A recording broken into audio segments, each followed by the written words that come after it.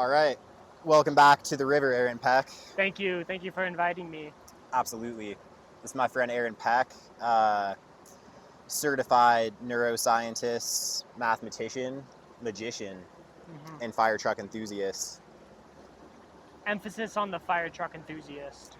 Emphasis on that big While time. the others are my skills, firetrucks are my passion. Yeah. Aren't they all of our passion? No, they're not. No, just yours. Every little kid's passion. Yeah, that's true. Today we're going to be reading children's books. What was I going to say? Oh yeah, I can put this at the beginning. I was going to say that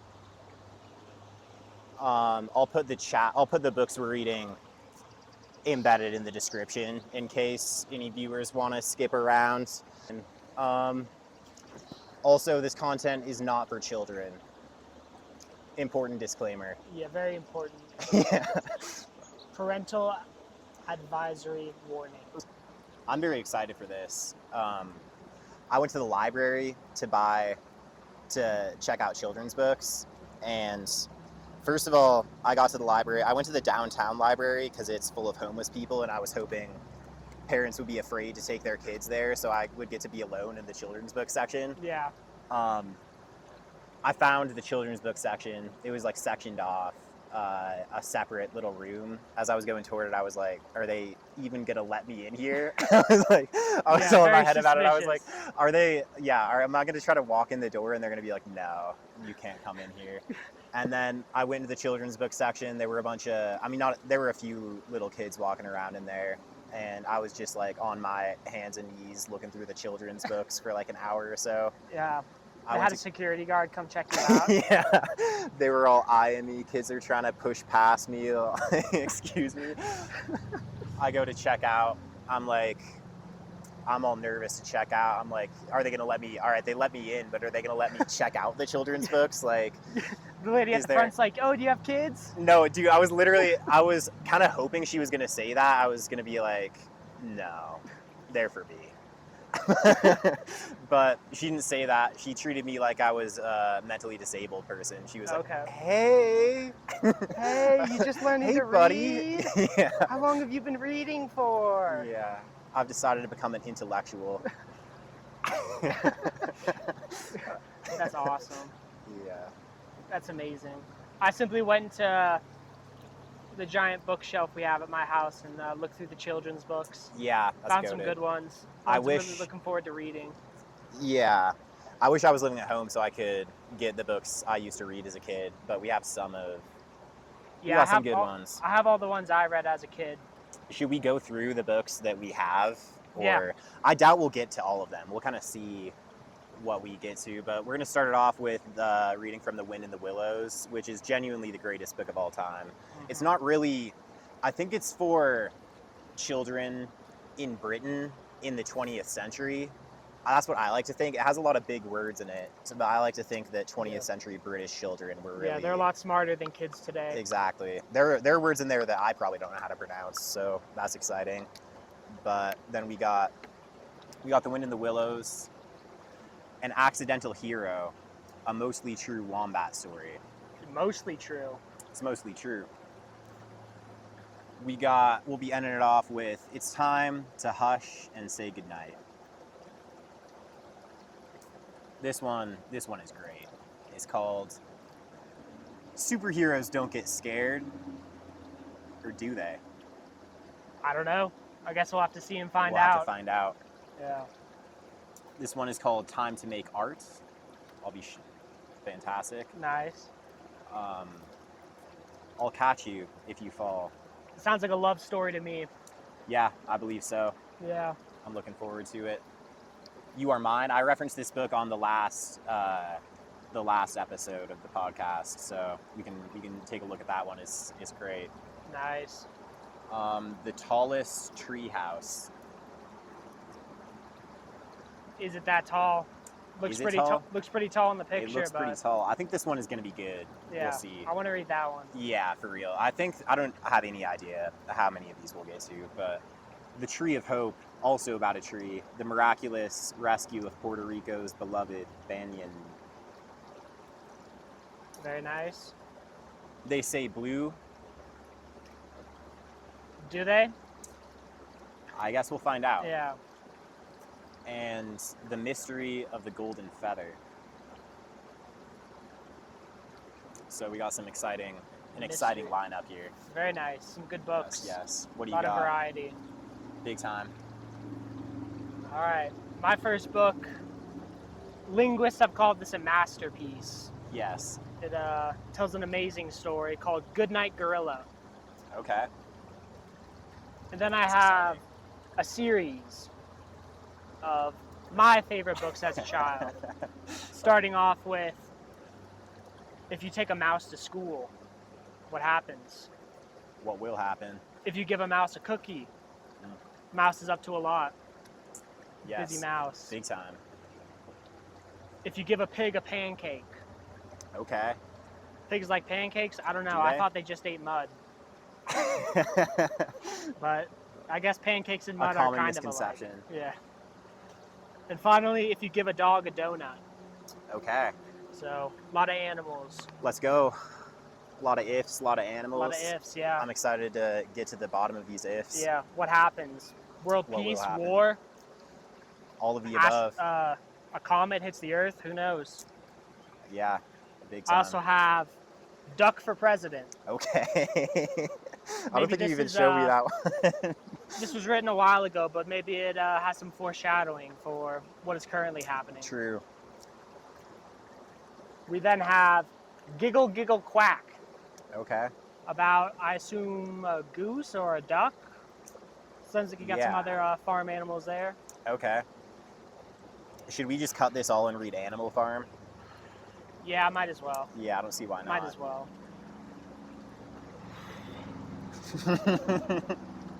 And lastly, You're looking pretty scared. What you Yeah. got there?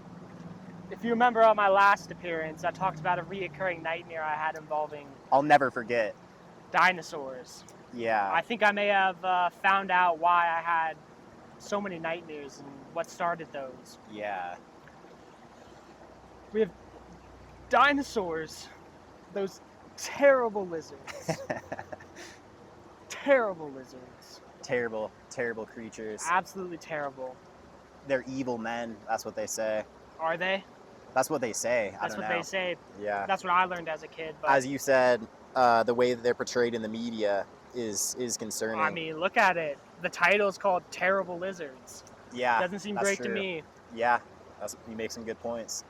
Yeah. I think I don't know if it actually matters, but your mic is like flipped outwards, so if you can flip it towards your mouth, it might be better. I don't know if it probably doesn't really matter. Fire. All right, should we get into The Wind in the Willows? Let's get into it. This book is it's the greatest book of all time, and it's so perfect for the situation we're in. All right. The Wind in the Willows by Kenneth Grahame. I'm gonna just read a section or two. By Kenneth Grahame.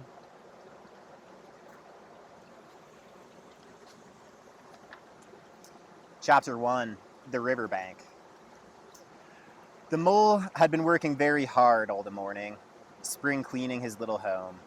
First with brooms, then with dusters, then on ladders and steps and chairs, with a brush and a pail of whitewash, till he had dust in his throat and eyes, and splashes of whitewash all over his black fur, and an aching back and weary arms. Spring was moving the air above and in the earth below and around him, penetrating even his dark and lowly little house with a spirit of divine discontent and longing. It was small wonder, then, that he suddenly flung down his brush on the floor, said, "Bother," and "Oh, blow," and also, "Hang spring cleaning," and bolted out of the house without even waiting to put on his coat. Something up above was calling him imperiously, and he made for the steep little tunnel which answered in his case to the gravelled carriage drive owned by animals whose residences are near to the sun and air. So he scraped and scratched and scrabbled and scrooged and then scrooged again, and scrabbled and scratched and scraped, working busily with his little paws and muttering to himself, up we go, till at last, pop, his snout came out into the sunlight, and he found himself rolling in the warm grass of a great meadow. This is fine, he said to himself. This is better than whitewashing. The sunshine struck hot on his fur. Soft breezes caressed his heated brow. and after the seclusion of the cellarage he had lived in so long, the carol of the happy birds fell on his dulled hearing almost like a shout. Jumping off of all his 4 legs at once, in the joy of living and the delight of spring without its cleaning. He pursed his way through the meadow. There's so many weird words in this book. Across the meadow till he reached the hedge on the further side. "Hold up," said an elderly rabbit at the gap. "6 pence for the privilege of passing by the private road." Uh-oh. Does he have 6 pence? Find out next. He was bowled over in an instant by the impatient and contemptuous mole, who trotted along the side of the hedge, chafing the other rabbits as they peeped hurriedly from their holes to see what the row was about. Onion sauce," he remarked jeeringly, and was gone before they could think of a thoroughly satisfactory reply. Then they all started grumbling at each other. "How stupid you are. Why didn't you tell him? Well, why didn't you say, you might have reminded him," and so on, in the usual way. But, of course, it was then much too late, as is always the case. It all seemed too good to be true. Hither and thither through the meadows he rambled busily, along the hedgerows, across the copses, finding everywhere birds building, flowers budding, leaves thrusting, everything happy and progressive and occupied. And instead of having an uneasy conscience prickling him and whispering whitewash, he somehow could only feel how jolly it was to be the only idle dog among all these busy citizens. After all, the best part of a holiday is perhaps not so much to be resting yourself as to see all the other fellows busy working. He thought his happiness was complete when, as he meandered aimlessly along, suddenly he stood by the edge of a full-fed river. Never in his life had he seen a river before. This sleek, sinuous, full-bodied animal, chasing and chuckling, gripping things with a gurgle and leaving them with a laugh, to fling itself on fresh playmates that shook themselves free, and were caught and held again. All was a shake and a shiver, glints and gleams and sparkles, rustle and swirl, chatter and bubble. The mole was bewitched, entranced, fascinated. By the side of the river he trotted as one trots, when very small, by the side of a man who holds one spellbound by exciting stories. And when, tired at last, he sat on the bank while the river still chattered on to him, a babbling procession of the best stories in the world, sent from the heart of the earth to be told at last to the insatiable sea. As he sat on the grass and looked across the river, a dark hole in the bank opposite, just above the water's edge, caught his eye, and he dreamily fell to considering what a nice, snug dwelling place it would make for an animal with a few wants, and fond of a bijou riverside residence, above flood level and remote from noise and dust. As he gazed, something bright and small seemed to twinkle down in the heart of it, vanished, and then twinkled once more like a tiny star. But it could hardly be a star in such an unlikely situation, and it was too glittering and small for a glowworm. Then, as he looked, it winked at him, and so declared itself to be an eye, and a small face began to gradually grow up round it, like a frame round a picture. A brown little face with whiskers, a grave round face with the same twinkle in its eye that had first attracted his notice. Small neat ears and thick silky hair. It was the water rat. Then the two animals stood and regarded each other cautiously. "Hello, mole," said the water rat. "Hello, rat," said the mole. Hello. "Would you like to come over?" inquired the rat presently. "Oh, it's all very well to talk," said the mole, rather pettishly, he being new to the river and riverside life in its ways. The rat said nothing, but stooped and unfastened a rope and hauled onto it, and then lightly stepped into a little boat which the mole had not observed. It was painted blue outside and white within, and it was just the size for 2 animals, and the mole's whole heart went out to it at once, even though he did not yet fully understand its uses. The rat sculled smartly across and made fast. Then he held up his forepaw as the mole stepped gingerly down. "Lean on that," he said. "Now then, step lively." And the mole, to his surprise and rapture, found himself actually seated in the stern of a real boat. "This has been a wonderful day," said he, as the rat shoved off and took to the sculls again. "Do you know, I've never been in a boat before in all of my life." "What?" cried the rat, open-mouthed. "Never been in a... You never... Well, what have you been doing then?" It Good is. question. Is it so nice as all that? Asked the mole shyly, though he was quite prepared to believe it as he leant back in his seat, or as he leaned back in his seat and surveyed the cushions, the oars, the rowlocks, and all the fascinating fittings, and felt the boat sway lightly under him. Nice? It's the only thing, said the water rat solemnly as he leant forward on his stroke. Believe me, my young friend, there is nothing, absolutely nothing, half so much worth doing as simply messing around in boats. Simply messing, he went on dreamily, messing about in boats. Messing. Look ahead, rat, cried the mole suddenly. It was too late. The boat struck the bank full tilt. No! The dreamer, the joyous oarsman, lay on his back at the bottom of the boat with his heels in the air. About in boats, or with boats, the rat went on composedly, picking himself up with a pleasant laugh. In or out of him, it doesn't matter. Nothing seems really to matter. That's the charm of it. Whether you get away or whether you don't, whether you arrive at your destination or whether you reach somewhere else, or whether you never get anywhere at all, you're always busy, and you never do anything in particular. And when you've done it, there's always something else to do, and you can do it if you like, but you'd much better not. Look here, if you've really nothing else on hand this morning, supposedly we drop down the river together and have a long day of it. The mole waggled his toes from sheer happiness, spread his chest with a sigh of full contentment, and leaned back blissfully into the soft cushions. What a day I'm having, he said. Let's start at once. Hold hard a minute then, said the rat. He looped the painter through a ring in his landing stage, climbed into the hole above, and after a short interval, reappeared staggering under a fat, wicker luncheon basket. Shove that under your feet, he observed to the mole as he passed it down the boat. Then he untied the painter and took up the... Is it sculls? Or like, do you say like souls or... I don't know what that word is. S-C-U-L-L-S. Took up the skulls again. I don't know either. What's inside it? Asked the mole, wriggling with curiosity. There's cold chicken inside of it, replied the rat briefly. Cold tongue, cold ham, cold beef, pickled... There's no spaces in this section. Cold tongue, cold ham, cold beef, pickled and salad, French rolls, widget spots, meat, ginger beer, lemon, and some water. Stop, cried the mole in ecstasies. This is too much. I like thinking about how the mole and the rat got chicken meat. Or ham. Yeah, for real. Or beef. They're just feasting on it. There's probably a market.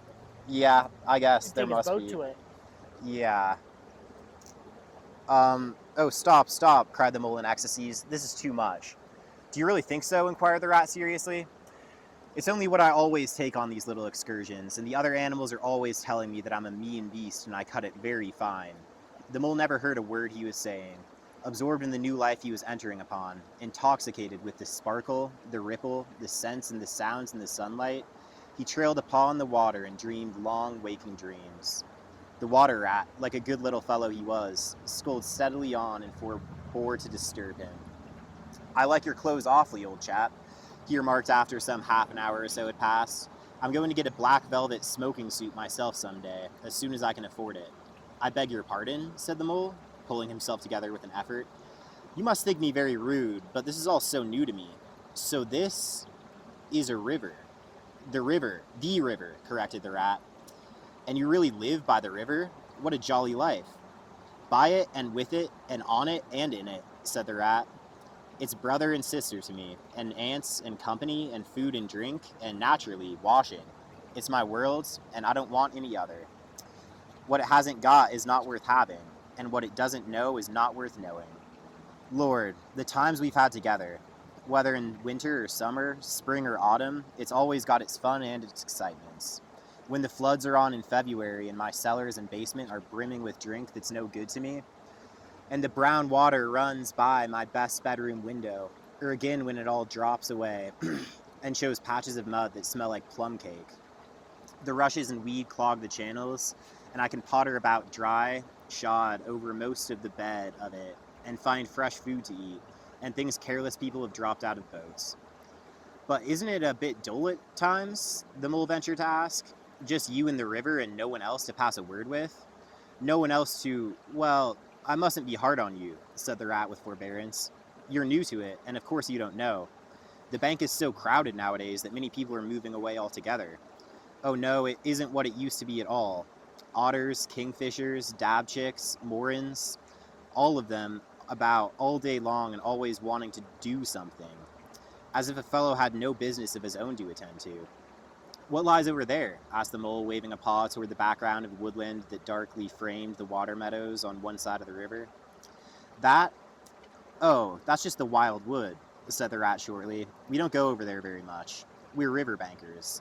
Aren't they very nice people in there? Said the mole, a trifle nervously.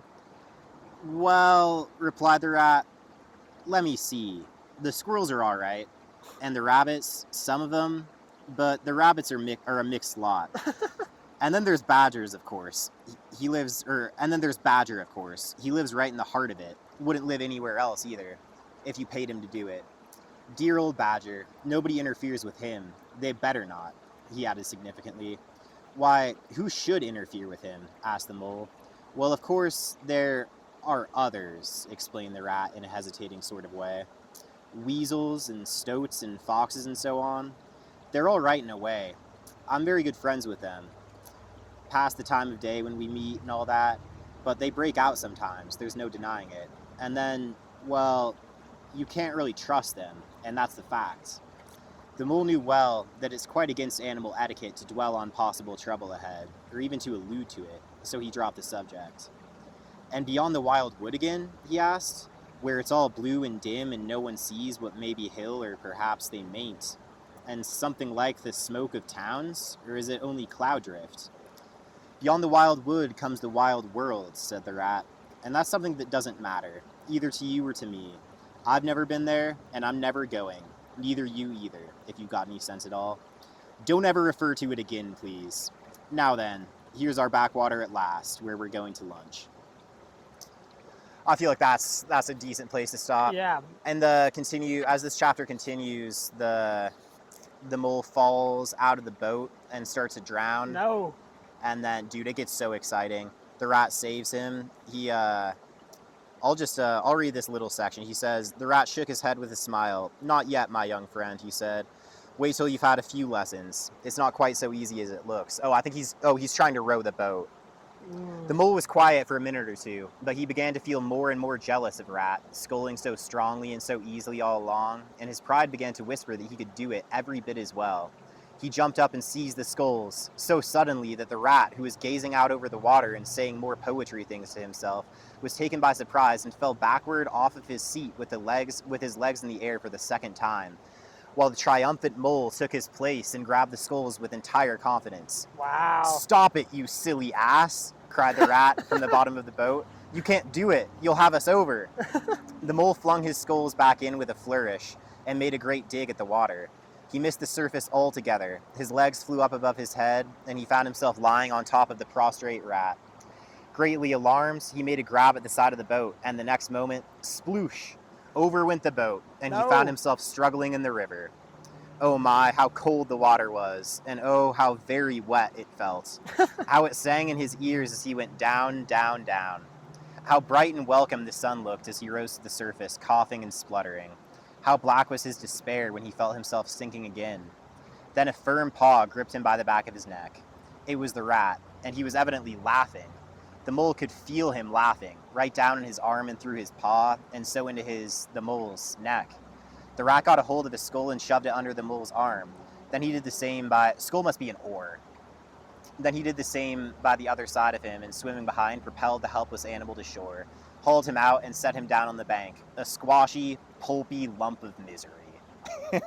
When the rat had rubbed him down a bit and wrung some of the wet out of him, he said, Now then, old fellow, trot up and down the towing path as hard as you can till you're warm and dry again, while I dive for the luncheon basket. So the dismissal mole, wet without and ashamed within, trotted about till he was fairly dry, while the rat plunged into the water again, recovered the boat, righted her and made her fast, fetched his floating property to shore by degrees, and finally dived successfully for the luncheon basket and struggled to land with it. When it was all ready for a start once more, the mole, limp and dejected, took his seat in the stern of the boat, and as they set off, he said in a low voice, broken with emotion, Ratty, my generous friend, I'm very sorry indeed for my foolish and ungrateful conduct. My heart quite fails me when I think how I might have lost that beautiful luncheon basket. Indeed, I have been a complete ass, and I know it. Will you overlook it this once and forgive me, and let things go on as before? That's all right. Bless you, responded the rat cheerfully. What's a little wet to a water rat? I'm more in the water than out of it most days. Don't you think any more about it. And look here, I really think you had better come and stop with me for a little. It's very plain and rough, you know, not like Toad's house at all, but you haven't seen that yet. Still, I can make you comfortable, and I'll teach you how to row and to swim, and you'll soon be as handy on the water as any of us. The mole was so touched by his kind manner of speaking that he could find no voice to answer him, and he had to brush away a tear or two on the back with the back of his paw. But the rat kindly looked on in another direction, and presently the mole's spirits revived again, and he was even able to give some straight back talk to a couple of Morans who were sniggering to each other about his bedraggled appearance. When they got home, the rat made a bright fire in the parlor and planted the mole in an armchair in front of it, having fetched down a dressing gown and slippers for him, and told him river stories till supper time. Very thrilling stories they were, too, to an earth-dwelling animal like mole. Stories about weirs and sudden floods and leaping pike, and steamers that flung hard bottles. At least bottles were certainly flung, and from steamers, so presumably by them, and about herons and how particular they were whom they spoke to, and about adventures down drains and night fishings with otter, or excursions far afield with badger. Supper was a most cheerful meal, but very shortly afterward, a terribly sleepy mole had to be escorted upstairs by his considerate host to the best bedroom, where he soon laid his head on the pillow in great peace and contentment, knowing that his newfound friend, the river, was lapping the sill of his window. This day was the first of many similar ones for the emancipated mole, each of them longer and fuller of interest as the ripening summer moved onward. He learned to swim and to row, and entered into the joy of running water, and with his ear to the reed steams he caught, at intervals, something of what the wind went whispering so constantly among them.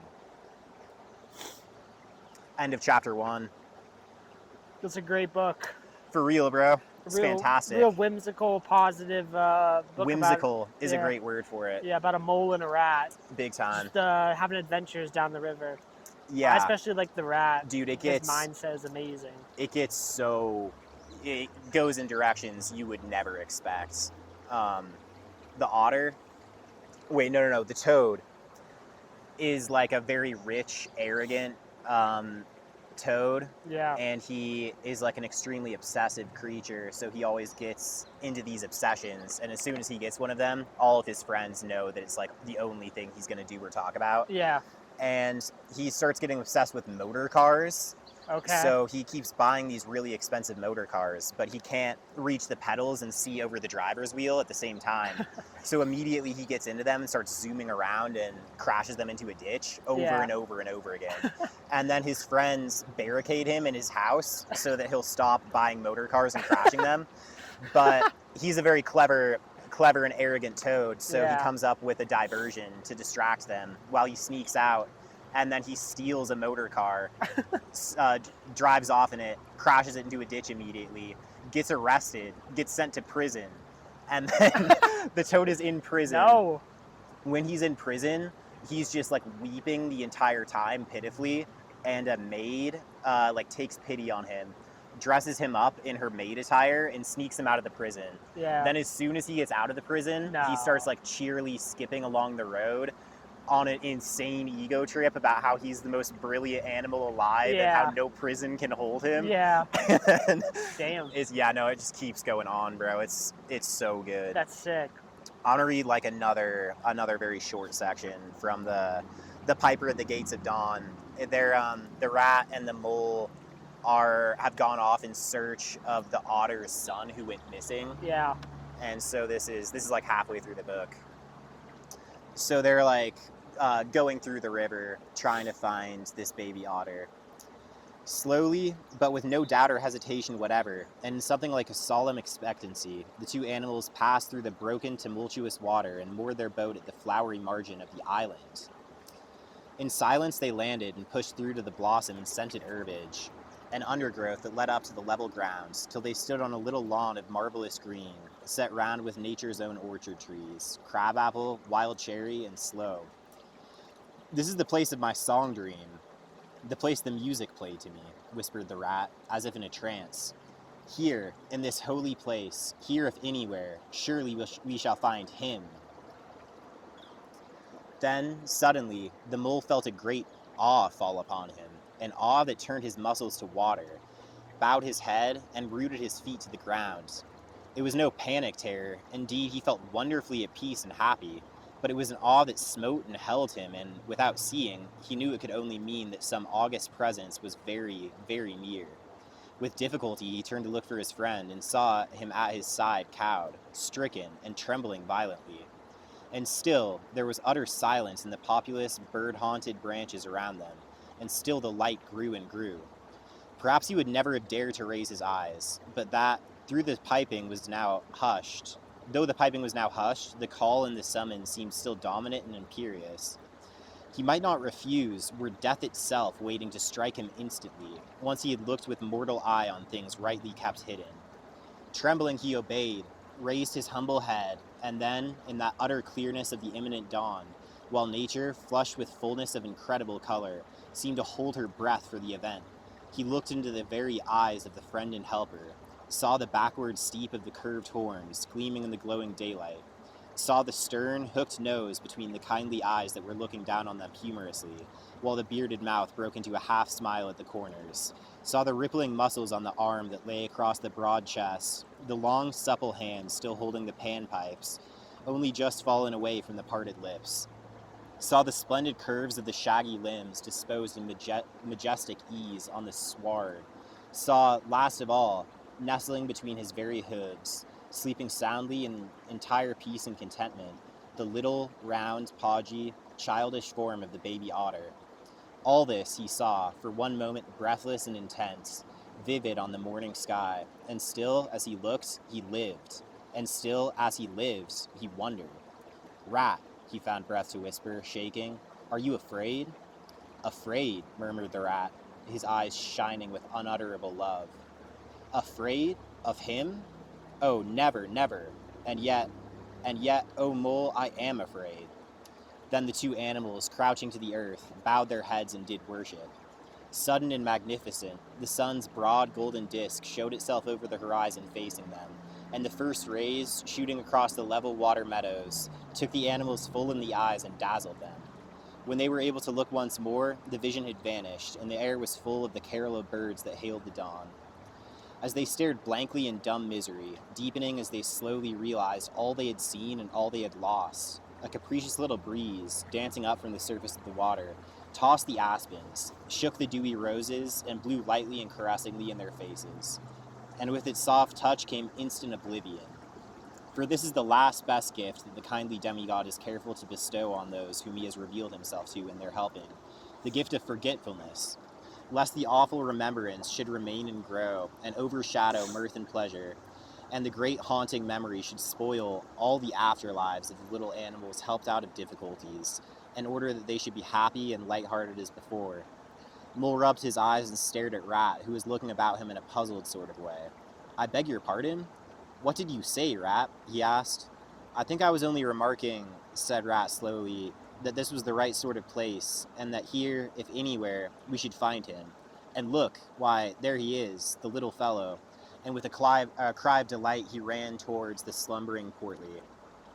But Mole stood still for a moment, held in thought, as one wakens suddenly from a beautiful dream, who struggles to recall it, and can recapture nothing but a dim sense of the beauty of it, the beauty, till that, too, fades away in its turn, and the dreamer bitterly accepts the hard, cold waking and all its penalties. So Mole, after struggling with his memory for a brief space, shook his head sadly and followed the rat. They found it. What? They found it. For real? What do you reckon they found? The otter? The otter? Yeah, what do you think that presence was, though? I don't know. It was described very majestically. I believe they used the term demigod. They use the term demigod, and all of the horn and panpipes kind of has me wondering. But at the same time, it's a very divine description. It's beautiful. It was. I actually stumbled back into this book because I was reading The Problem of Pain by C.S. Lewis, and he quotes that where he's talking about the concept of the numinous, which is, I think I'm getting that word right. It's like the idea of divine awe mixed with terror. Right. It's like when you have a confrontation with God, and the feeling is like awe to the max mixed with terror mixed with Right. to the max, and it's like wonder, and it's like all of that folded into one thing. Yeah. So it's like the mole is like, are you afraid of him? And he's like, no, how could I? But at the same time, It's like I an am ultimate. afraid It's of like him. an ultimate respect, as opposed to like fear of Yeah. like terror. It's just like in Yeah. awe of the power and Yeah. magnificence of it. Yeah, big time. Man. It's crazy. Yeah, that's a very good book. For real, bro. I really like the rat. The description when he was talking to the mole Yeah. about how when he's on his boat, he's like, we go somewhere, but we may not get there. We're on the journey, but it doesn't Yeah. matter. All that matters is having fun. He just sort of had a nonchalant, stress-free view on like his adventures. Yeah, it's just the adventure, right? Yeah. Not the destination. Yeah, exactly. It's beautiful. The descriptions are very vivid. Like they really put you in a Yeah. summertime type feeling, Yeah. especially when you're sitting in a river reading it. Yeah, no, I felt it. I kept thinking I would just see a rat and a mole just right over there. Yeah. Just kind of pass by us. I hate rats, except Yeah. I like the water rat and the wind and the willows, but rats are the one animal that I have like a instant fear response to. Like Interesting. if I see a rat, I start like spiders don't freak me out, but Snakes. Snakes will like make me jump Yeah. on as like an instant reaction, but I don't feel a fear response after that really, because we had at my old house, we had so many snakes and killed so many of them. I've heard. So it's like, yeah. A snake genocide. Yeah, for real. But rats like make my skin crawl. The idea of them like running across my bare feet, that's what freaks me out. Like if I'm barefoot and I think about a rat, I'll like shudder. Damn. Interesting. I don't have a fear, it's more of a disgust, because they're just kind of thought of as like gross, dirty creatures. To me, it's like the psychological state of them, because they're like very intelligent, but they're also just like seemingly like full of self-pity. It's like they're shrieking and like robbers. They're like thieves. They live on other people. Right. They're trying to steal. As soon as they get caught, they start shrieking. Yeah. And it's like, I think it originates in my mom would make us watch Little House on the Prairie. Yeah. She would read Little House on the Prairie to us and have us watch it, and all of us hated it. I don't know. I don't know why she insisted on it, but I think that's more of a girl book. My sister loved it. But there's this scene in one of the Little House on the Prairie episodes of the TV show where they're like eating wheat. They're eating bread from this wheat. They have the wheat in the barn. They're like praying over it. They're like, God bless this food to our bodies. And then they start getting really sick. It shows a shot of one rat crawling on the wheat in the barn.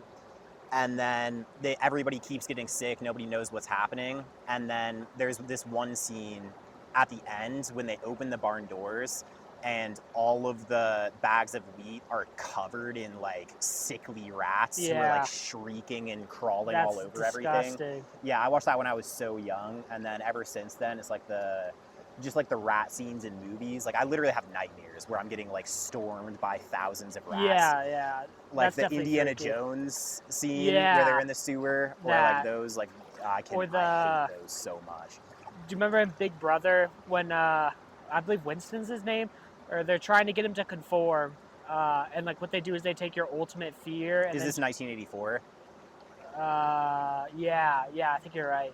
But they like put a cage around his head and then put a rat there to get him to conform, and then the rat will just gnaw at your face, and ultimately that gets him to break.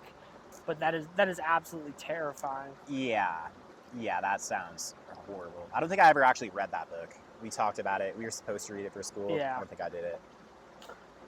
Or I know there was a like ancient torture method where they would essentially just tie you down, and it was meant to kill you, and they would just put like starving rats just like on your stomach, and eventually they would just like eat through all of your intestines and all of your organs until you ultimately died. Yeah. That sounds like an absolutely horrible way to die. Rats are also so versatile. Like they'll they would get on boats, right? Like Yeah. the ships that were traveling across. Like they must. I think mosquitoes have the highest kill count of any animal, as far as we know. But I think rats are like top 5, maybe top 3, because of all the diseases they spread. Mm-hmm. But it's like they couldn't keep the rats off the boats. Like they would Right. swim. They'll swim for like a long ways to get onto a boat Yeah. and then breed like crazy in there. You can't. Yeah. They're super hard to kill because like even though you can set traps and stuff like that, like they breed really quickly and they're just like they're clever. So like Right. they'll And they can hide anywhere. yeah, they're like good at hiding. Dude, everything about them is repulsive. They're like Yeah. they're sickly, they're clever, and they use their cleverness to like hide and shriek and like spread disease, and like they'll crawl over you like as if to toy with you. Like Yeah. it's Yeah. I hate them No so good. much. I want to firebomb the sewers of New York City. Yeah, that would be fun. It would But, be fun. This rat's cool.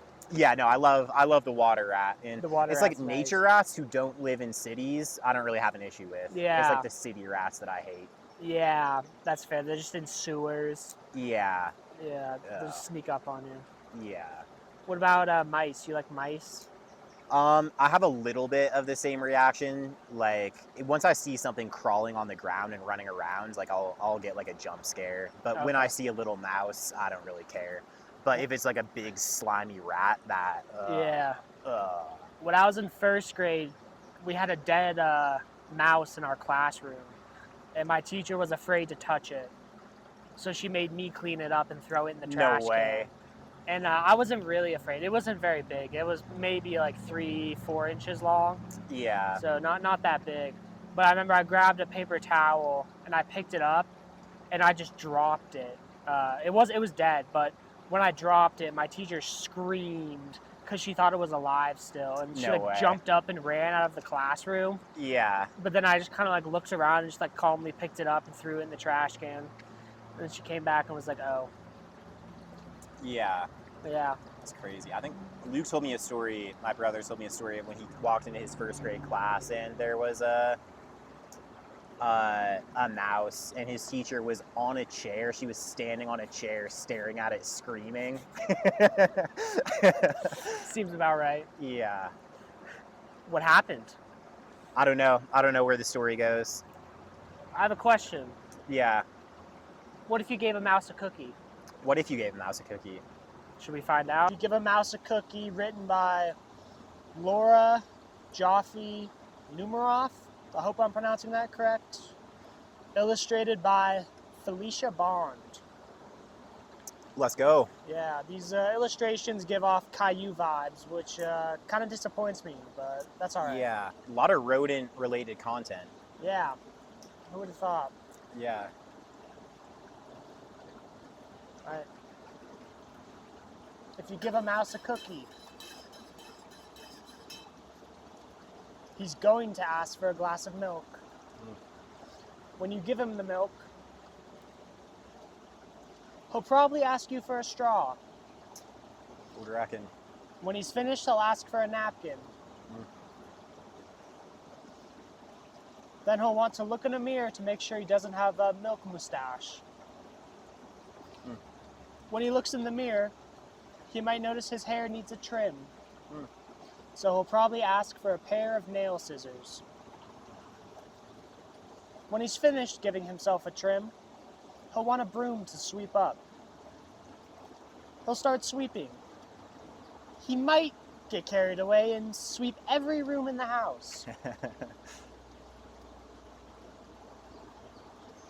He may even end up washing the floors as well. Okay. When he's done, he'll probably want to take a nap. You'll have to fix up a little box for him with a blanket and a pillow. He'll crawl in, make himself comfortable, and fluff the pillow a few times. He'll probably ask you to read him a story. So you'll read to him from one of your books, and he'll ask to see the pictures. When he looks at the pictures, he'll get so excited, he'll want to draw one of his own. He'll ask for paper and crayons. He'll draw a picture. Cheers to crayons. Cheers. Long live. When the picture is finished, he'll want to sign his name.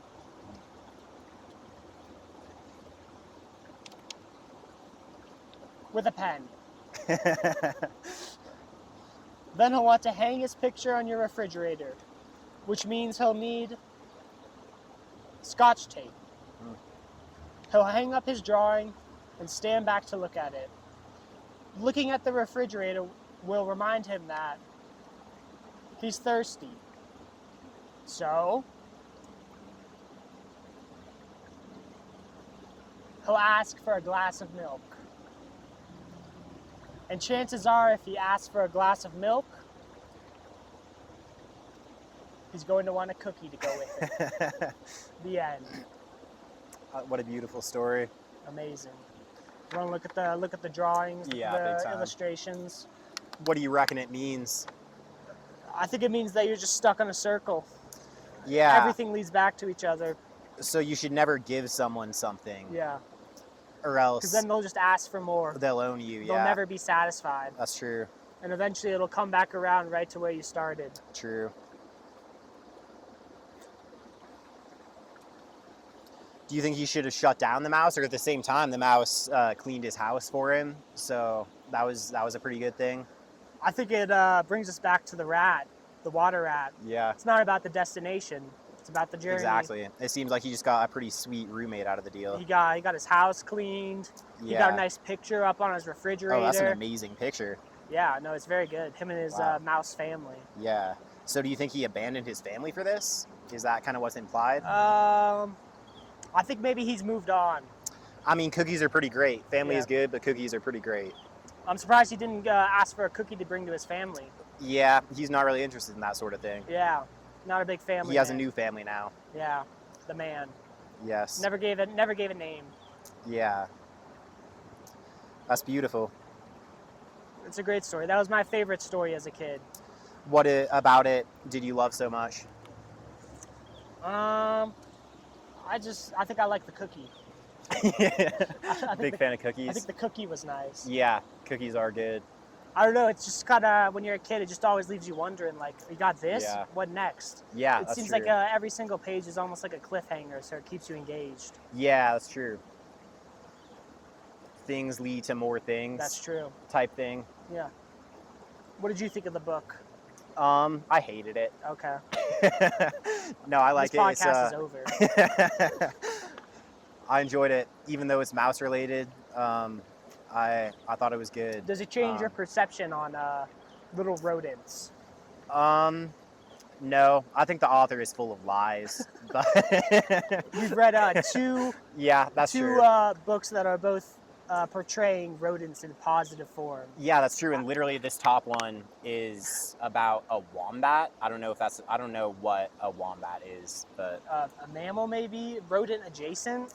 a rodent mammal. Are rodents mammals? I think they are. Yeah, they have hair, right? Hair Yeah, means the mammal, animal right? classifications to me are kind of nonsensical. I've never really cared for them. Yeah, Like whales, mammals, they're fish. They're in the Yeah. water. yeah. They're in the water.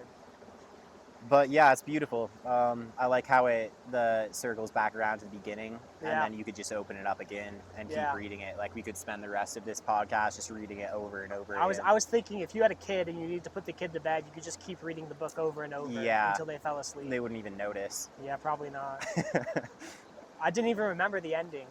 Really? I didn't remember that it went back around to a cookie. But once it got to the point where it said he was thirsty, I was like, Yeah. oh, that's where yeah. it's going. For sure. Nice. Yeah. Yeah, it's beautiful. I like it. Yeah. Nice children's book. True. Truly. Some nice illustrations too. Yeah. Yeah. Should we read one of your books? Yeah, let's do it. Let's do an incidental hero, a mostly true wombat A story. mostly true wombat. I'm excited to see what happens in this one. Same Most here. of my books, I skimmed them to see what they're about. That one, I just like looked at it. I saw the art style on the front, and I was like, "This is so sick." And then I purposely didn't finish it. I want to find out what That's fair. happens. All right, we got to switch Yeah. seating. I'm going to try and guess all the parts that are true. Yeah. I'm sure this is still going. good there.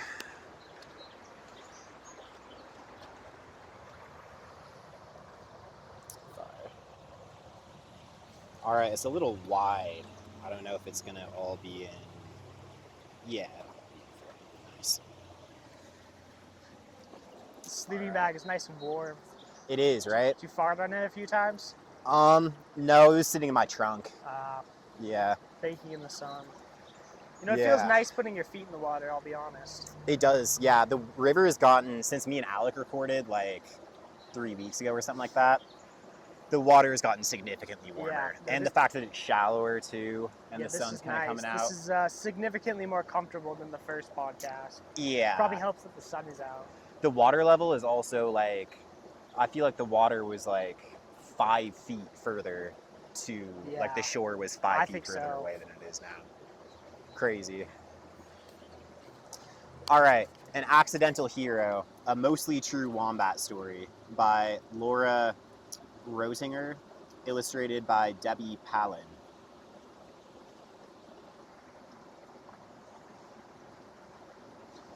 Thank you, Colorado Springs Library System, for providing this book. True. And for not kicking me out.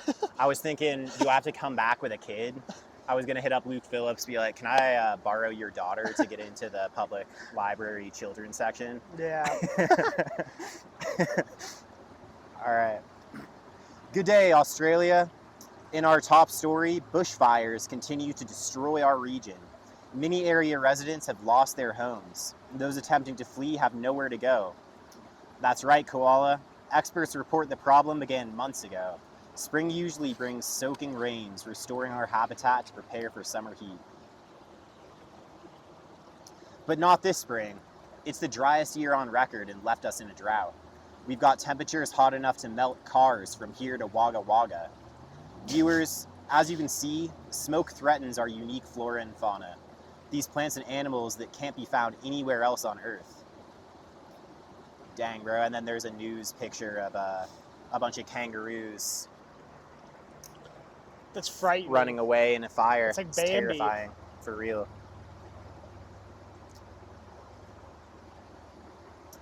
Let's go to Kangaroo now for a special report. Kangaroo, are you there? Yes, I'm here. Can you hear me? I'm here with Wombat. She's become something of a real hero to the locals.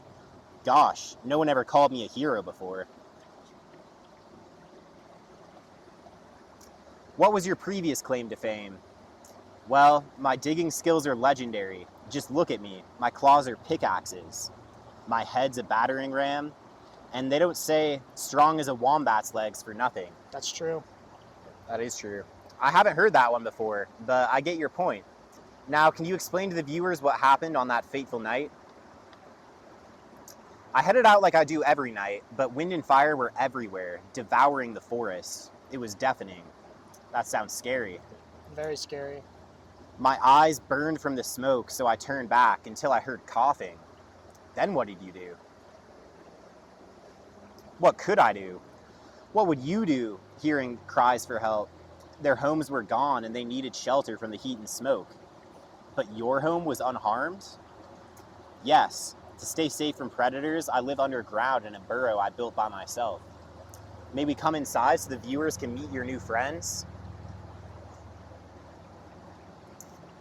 And have you always lived alone? Yes, I never even had a visitor before the fire. Let me introduce the Echidna sisters. One of the weirdest words I've ever seen. I think that's a name. It's an animal name? No, I think that's like their name. Yeah. Echidna sisters. Yeah. They're not they're porcupines, it looks like. Okay. They're not cuddly like me, but still friendly. Yeah. Are those porcupines? Are those hedgehogs? I don't know. It looks like they got the needles that they can shoot at you, so I'm gonna go porcupine. Yeah, and they're not cuddly, so. That's true. And wait till you see the skinks skittering back and forth. They love racing through the tunnels. Aw, a mama rabbit and her fluffle. Yep. 7 sweet babies to cuddle. I see it's true that you rescued wallabies. A lot of alliteration in this book. That's true. I sure did. I found Joey struggling to breathe, so I brought them home. Now we're all family. We saved each other. I'm just the one who had room. You've saved so many lives. Spoken like a true hero. True hero. The kangaroo's crying. No. Live from Wombat's burrow. No, it's Tears of Joy, I think. Oh, okay. Good. Live from Wombat's burrow. Back to you, koala. Kangaroo, thanks for bringing us this inspiring story. Everybody, no dry eyes in the place. That's true. They're all deeply touched by it. Yeah. Wombat's a national treasure. Yes, koala. And she showed us what real friendship is all about. An inspiration to us all. For real. The animals are all reading together in the beautiful hole. And now we have a nice little encyclopedia of all of the animals mentioned in the story. What is it? A porcupine? Does it say? Wombats, koalas, the emu. I think this is just all the animals pictured in there. Emus, kangaroos. Echidnas are apparently an animal. Echidnas are sometimes called spiny anteaters. Although they look like a porcupine, in reality, they're not related at all. They're one of the rare animals that lays eggs called a monotreme. Platypus, also native to Australia, are the other monotreme species. Baby echidnas are called puggles. Called what? Puggles. Like the dog? Like your dog, yeah. My dog? Yeah. Crazy. That's insane. That's not real. How about you describe your dog? My dog is a puggle. He's very old. He's ancient. He's been alive longer than we have. He's ancient. He cannot see. He cannot hear. His hind legs barely work. He can barely walk. His nose still works. Big sniffer. Okay. We acquired this dog used from a former family. They decided to get rid of him because he broke into the bathroom where they were keeping their baby chicks that they were going to raise. See the bird? Yeah, it was. They were keeping the baby chicks in there. And my dog, Ollie, he got in there and he ate all of them. Every single last one. They said this is unforgivable. They gave him to us. How many? At least a dozen. Possibly more. Possibly dozens. Possibly dozens. Yeah. Possibly dozens. Likely dozens. Likely. Yeah. Big barker. Big barker. Big barker. Barks all the time. In his glory days, back when he was a useful dog, he used to just find dead rabbits and eat them. Do you think he would find the dead rabbits, or do you think he'd kill them? Oh, he wouldn't kill them. Really? He was nowhere near athletic enough to kill a rabbit. Yeah, because he's got tiny legs as a puggle. Yeah, he's small. He's always been fat. He's real fat. Yeah.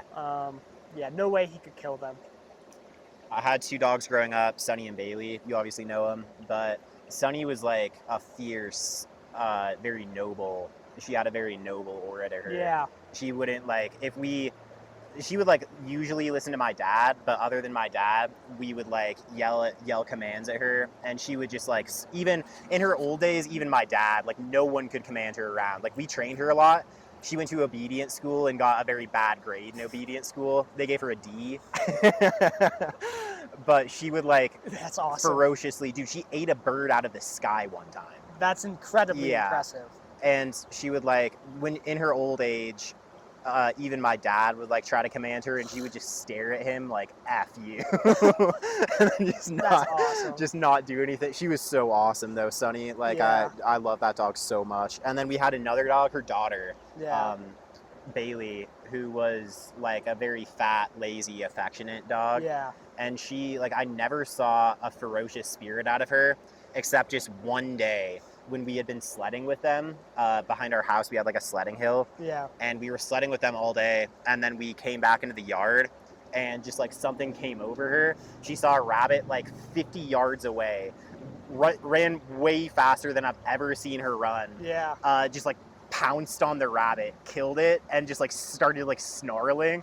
All of us were literally in shock because we'd never seen her be anything like that. But it was crazy. That's awesome. Yeah. I love when dogs just get their focus on one thing, and then just nothing will distract them, and they get it. Yeah.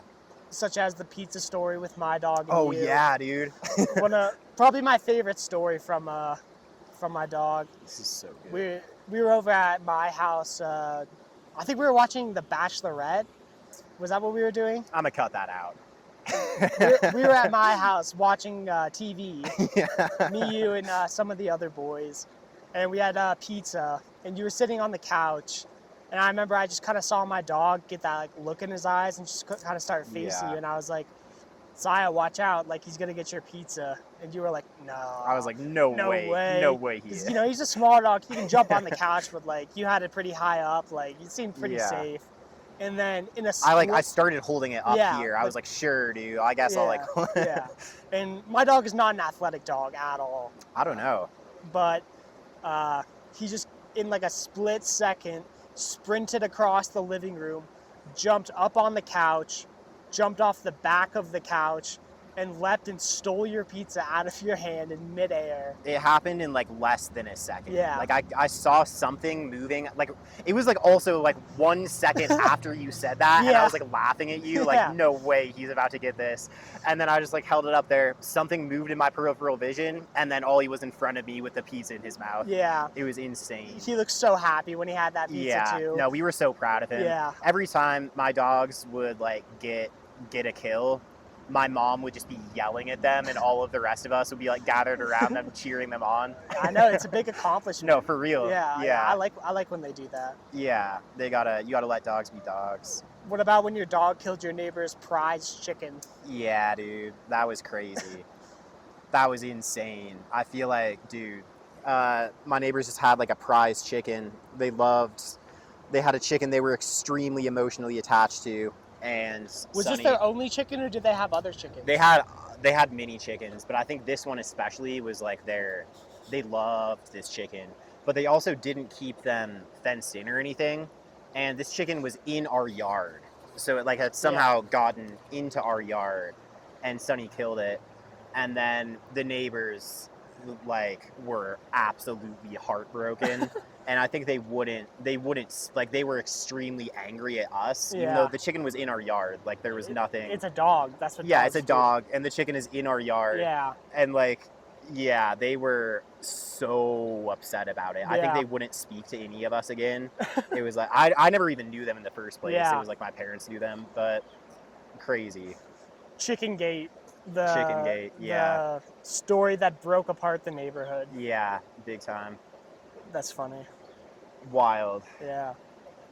Dogs are the greatest, bro. Yeah. Puppies. When my dogs would have puppies, like, I think puppies are the greatest thing that this world has to offer. Yeah. Like the most like pure and innocent and just adorable thing. Yeah. There's always a bunch of them. There's just like a big litter. Yeah. You just lay down on your back and you just get mobbed by like 12 puppies. Yeah. While they're all just kind of squeaking. Yeah. So it's like.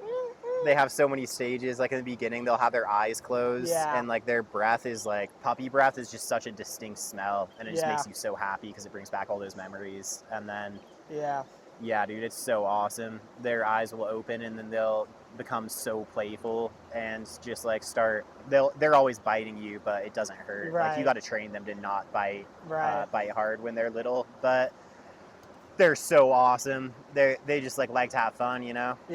It's like otters. Otters are my favorite animal because they're always just like sea otters, just play.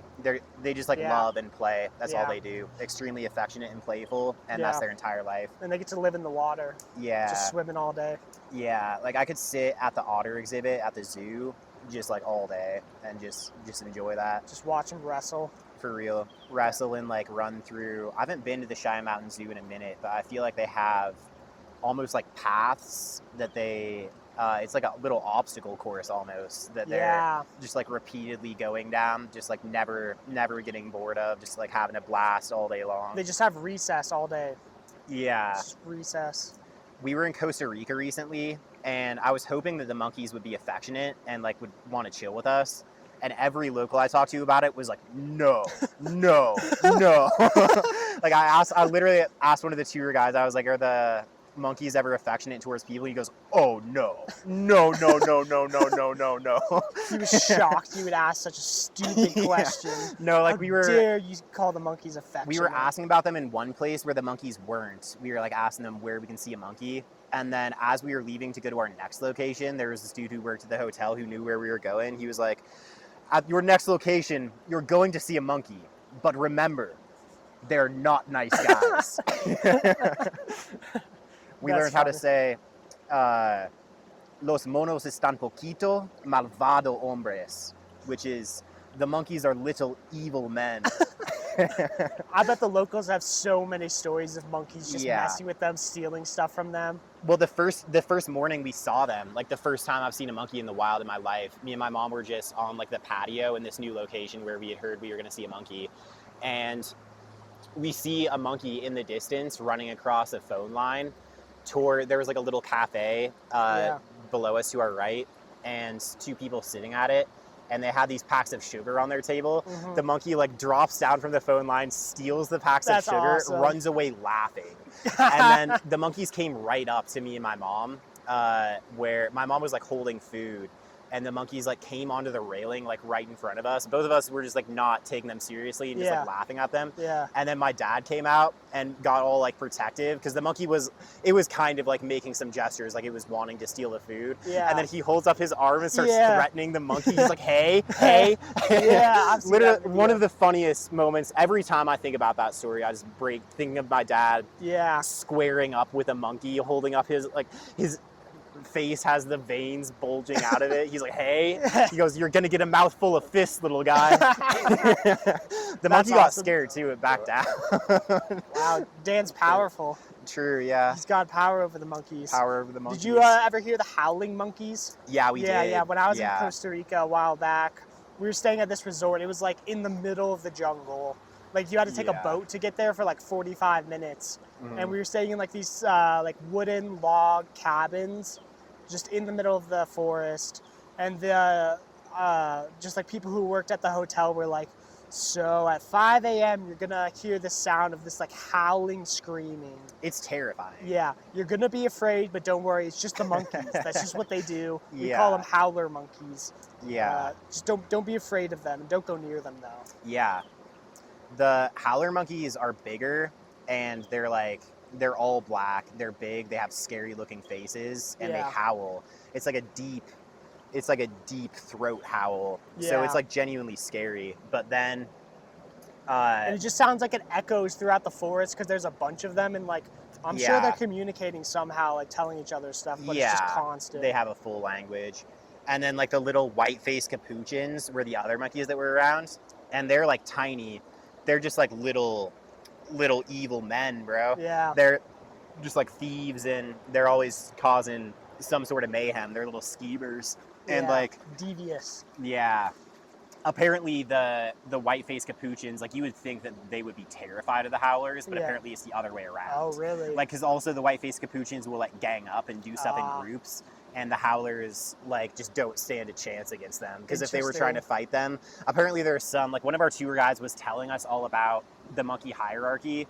He was telling us about this one monkey named Scarface, who's like the king of the forest. That's so sick. And he has like a thick scar on his face, and he's like the alpha of the entire forest, and like nobody messes with him. Yeah. And there are like a few different warring tribes who are like, yeah, it's so sick, bro. Yeah. And like, apparently the howlers don't go anywhere near the white-faced capuchins because they know they'll F them up. Interesting. It's crazy. That's sick. Yeah. Yeah, Costa Rica has by far the coolest animals I've ever seen. Yeah, dude, it's sick. Yeah, I remember I saw the scariest spider ever. Really? When we were at that same resort in the forest. Yeah. We were like walking to like the dining hall to get food, and they just had a gigantic orange and black spider that would just had a gigantic like 8 foot wide, 8 foot tall web just in between two trees. Yeah. And the spider was probably like 6 to 8 inches, like from like top to bottom as well as wide. Like that's how long its legs were. Was it hairy? No, Okay. it wasn't hairy. It was like almost like slick, Yeah. kind of shiny. And it just sat there all the time. And it was like 3 feet away from the sidewalk. Gee. And I remember I was walking, I think, to dinner with my mom and my grandma, and like I was just staring at the spider because I was like very much afraid of it, but also in awe because like it was black and it just had super bright, vibrant orange spots, and I was Yeah. staring at it. I'm gonna take this down so it Yeah. doesn't burn out in between. It's so hot. Yeah, Yeah. definitely. It's saying it needs a cool down. Okay. Yeah, smart. But Oh my anyways, gosh. I was just staring at the spider as we were walking. Then all of a sudden I heard my mom like screaming like, "Aaron, watch out, watch out, watch out." And I just looked down and there was just a snake just going across and I just stepped on it No as way. we were walking. And it just Dang. sort of like squirmed a little bit and then just Yeah. kind of went off into the forest. Gee. Yeah. Yeah, it's terrifying. We saw a tarantula in a porta potty. Yeah. That was Oh, spooky. That's terrifying. We saw a poisonous viper. But dude, we used to get crazy looking insects when we lived in Fort Collins, just like Yeah. walking across our back patio. I feel like I've seen some of the most insane looking insects like in Yeah. existence just chilling on that back patio They were or in the big garage. too. Yeah, huge. Just like stuff I have no idea what it is. Like Yeah, just I don't know. insane looking insects. I wonder all why kinds of they're up there colors. and not down here. Yeah, Maybe I just don't know. because it's a lower elevation. Yeah, I have no idea. Yeah, I don't Crazy. know. But also when I was in Costa Rica, we were doing like a water rafting Yeah. down a river, and it was a very big river, maybe like 50 feet wide, pretty Okay. deep. And we were just on like an inflatable raft. It was pretty sturdy, but like it was still just like air, like wasn't like wood or metal. Yeah. It was just like plastic and air. And we were going down the river, and I just like looked down to my left, and there was just a massive, I don't know if it was a crocodile or an alligator, just swimming Yeah. past me. And it was maybe 2 feet away from the raft, and like I could have Gee. just reached out and touched it. That is crazy. I think crocodiles are one of the few animals that like hunt humans for food. Yeah, It's like crocodiles and like polar bears. yeah, polar bears for sure. Yeah. I always loved watching the TV shows where they would try and find the biggest crocs, and they would be like Yeah. 20 feet long. Is that river monsters? It could have been. I don't remember exactly, but Okay. I remember as a kid there was like a big manhunt for a croc that was like just murdering people. I think in Australia. And they Yeah. had eaten just like a bunch of people. So there was like an army and like a bunch of scientists out there trying to find it and kill it. Yeah. The dude from River Monsters, Jeremy Wade, is definitely one of the coolest people alive. Like Yeah. he just decided to set out to find all of these insane, super rare, terrifying predator species that live in rivers. Yeah. And then he found everything that he was looking Yeah. for. So he had to stop the show because he ran out of content. He had literally found And every he found possible all the species. animals. Yeah. That's sick. Yeah, that guy's show is awesome. crazy. Yeah, I've watched a few episodes of it. Yeah. Yeah. Speaking of sea creatures, do you believe in the Loch Ness Monster in Scotland? It seems extremely unlikely to me that Mm-hmm. a singular animal, like is the theory that there's one of them? Because that's obviously impossible. Yeah, kind of like Bigfoot, but Yeah. I mean, I haven't read too much about it, but it's a cool idea. What is it supposed to look like? it's almost like I want to say like a dinosaur, like super long neck, Yeah. maybe sort of snake-like, that Okay. lives in the lochs in Scotland. Interesting. But I've heard that the lochs in Scotland contain like so much water that like it's almost unfathomable how much water is in them because they just go insanely deep. Yeah. And so, I mean, I don't know like the specific details on if like how they describe it actually exists, but I for sure believe that there are like unknown creatures in the sea that we have no idea For about. sure. Yeah. That would very much seem like sort of myths that have been told. Yeah, I mean, like Mariana's Trench goes so deep. Like they've only explored very small amounts of it, and when they've done that, it's been in like a cage that's built to handle that pressure. Right. And when they start going that deep, the creatures they find are like freak alien creatures that are like bioluminescent Yeah. and just crazy. Yeah. It's like the idea of there's something very entrancing about the idea of like the megalodon shark or just like For huge sure. prehistoric sharks. Yeah. But I don't think that they were bottom dwellers, so it's like not really. It doesn't seem likely that they'd be chilling in Marianas Trench. Yeah, But probably not. and it's also like the food sources down there. Like we don't really know anything about the ecosystem down there. Yeah, we know more about like the moon than we know about like Yeah. the Earth or ocean's floor, right? Fat chance we actually know about the moon. Fair enough. I'm sure somebody does, but It's made out of cheese. it's a spaceship. I like that theory that the moon is a spaceship. Yeah, that's cool. I like that it's made out of cheese. Yeah, Shout out Wallace and Gromit. yeah, facts. Huge shout out to Wallace and Gromit. Yeah. Just gotta bring crackers to the moon. Yeah. Yeah, the moon is very strange. The entire solar system is very strange. Yeah, I wish that I could go back to a time when there was no light pollution. You could actually see the Milky Way galaxy For like, sure. very clearly in the sky. Yeah. Yeah, it's like literally insane whenever I go to like go camping or something and get to Yeah. look at the stars. It's like you realize what you've lost Right. because it's like a very transcendent experience, just like laying under the stars, and you feel very close to God, just Yeah. like under a starry sky. And it's like even now, it's like even when you do go camping, there's so many like satellites in the sky and stuff like that, Yeah. which that is kind of like awe-inspiring. The fact that we're Yeah. circling our planet with like cameras, it's like Yeah. eerie and also kind of awe-inspiring Yeah. that we have just like satellites circling our planet all the time. Yeah. But it kind of ruins part of the vibe of just like the you feel night like it's been sky. tainted almost. Yeah. It's no longer pure. Yeah. Yeah, for sure. I see a decent amount, just like the picture of, of like the border between North Korea and South Korea from space, and how like South Korea's obviously got like a ton of cities, so like there's like a huge spots of light, whereas then you look at North Korea and there's like no light, and you can just like Yeah. see the clear border. But I saw someone say like North Korea might be the best place to go stargazing just because they lack that light Yeah. pollution. Interesting. Yeah. I think there are a lot of places like it's always kind of baffling to me when I fly in a plane to realize that like the vast majority of space is unoccupied, Yeah. at least in the US. And it's Especially like here. everyone is really densely packed into a few tiny areas. Yeah. But I think there are tons of places you can go. It's like Rocky Mountain National Forest, you can see it super well. You don't have to Yeah. go very far to be able to see Yeah, the Milky for sure. Way. Just you have to get away from cities. And Yeah. mountains are probably nice because if it's like in a valley in a mountain, like the mountains will block the light from the cities around it. Yeah. I do wonder if you went on like a cruise or just on a boat that went across Yeah. the Pacific Ocean, when you got like in between like North America and Asia, where there's like literally no land for basically half of the Earth. Yeah. That's probably the best place. I think that people who live on deep sea oil rigs have some of the most obscure vibes imaginable. Yeah. It's like very dystopian, and like the actual oil rig and the work they're doing is very dystopian.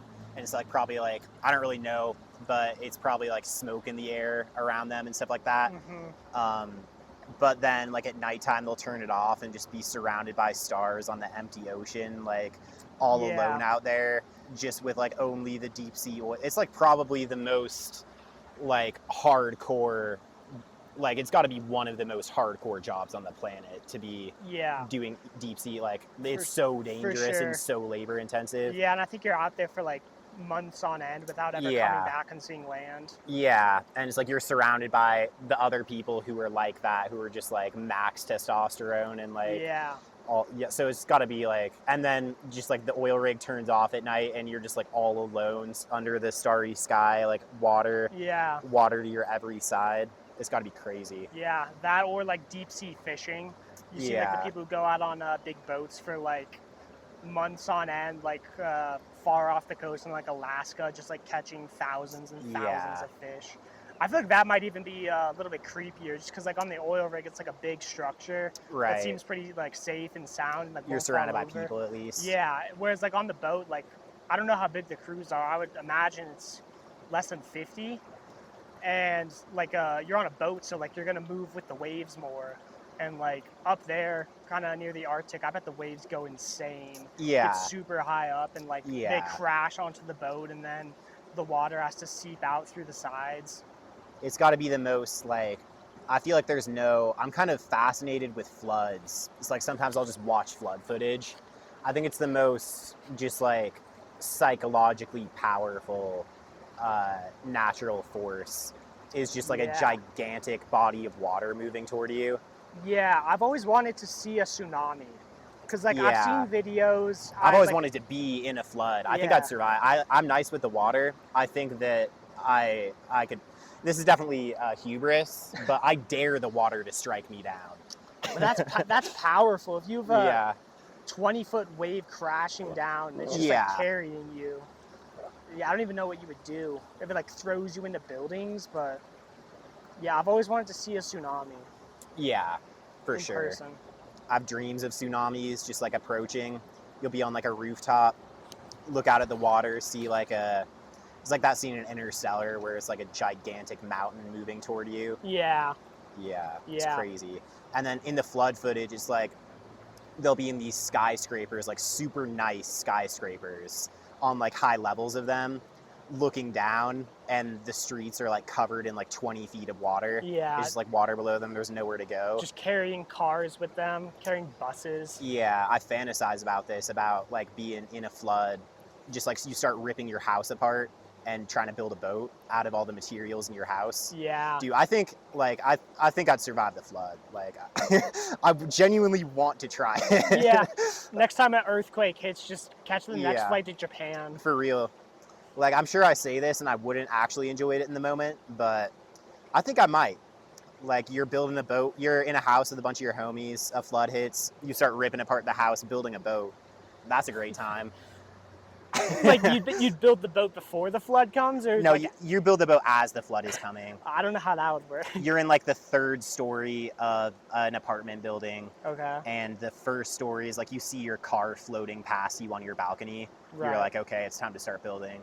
And then you start ripping apart the walls of your house. I guess the walls of your house wouldn't make very good boat material. Yeah.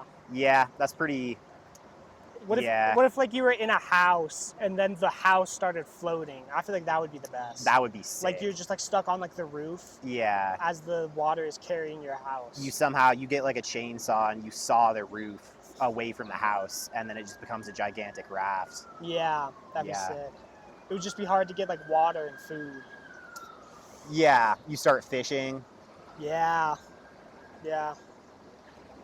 Then it becomes just like a dream. You're just floating on a raft with all your homies, going fishing, swimming in the water, having a great time. Catching people as you see them, like, oh, there's a floating person. Come on up, friend. Yeah. Come on up. Yeah, you save people who are floating around in the water. Save a bunch of dogs, and then you got a bunch of dogs floating around on your raft with you. They help you fish. Yeah. You find some other people who are doing the same thing, floating. You get a rope. You tie your roofs together. Somebody's got a Bluetooth speaker. Yeah. You then just have a system of roofs just connected. They got like 6 or 7 just kind of floating down. Yeah. You got one that's like the dining hall. You got one for sleeping. Oh, yeah. You got one for like card games and just like hanging out. You create a little mini ecosystem, a little city on the roofs. It's that communist community feeling we're all after. We need the floods to hit to get there. Yeah. We just got to wait for the icebergs to melt. True. We could go hit them with blowtorches. Firebomb the icebergs. We got to get a dragon. We got to find the dragons, tame them, and then just fly around the North Pole, and then just have them shoot fire at the icebergs till they melt. Yeah, that seems simple enough. Yeah. Facts. Yeah. You filter the water through your shirt, the seawater. You're fine. There you go. You could survive for years, rest of your life. Decades, eons, centuries, centuries. Yes. Just gotta have a water filter. Well, let's do it. We don't really need to wait for a flood to hit. I guess we can just hit the open ocean, but it doesn't really. I kind of feel like it's not the same. Like you need the panic. Yeah, you can't manufacture it. Yeah, exactly. It needs to happen naturally. Yeah, and also you don't just want to be in the ocean. You want to be in the water where cities were, so you can like float by them and be like, oh, we're on the 86th floor of the Empire State Building. Look at it. As just like the top just points out. You go scuba diving into those cities looking for food. Yeah. and just Yeah. exploring the lost cities. Yeah. Find Atlantis. That's so sick. Yeah, big time. All the cities become Atlantis. Yeah, exactly. That'd be sweet. Yeah, it's crazy to think about. I mean, if a flood did cover the entire United States, our buildings are made out of like steel, so they would last for so long under the water. But if they were made out of like rock, they'd probably get covered with like coral and stuff like that and be hardly recognizable. Yeah. I don't know.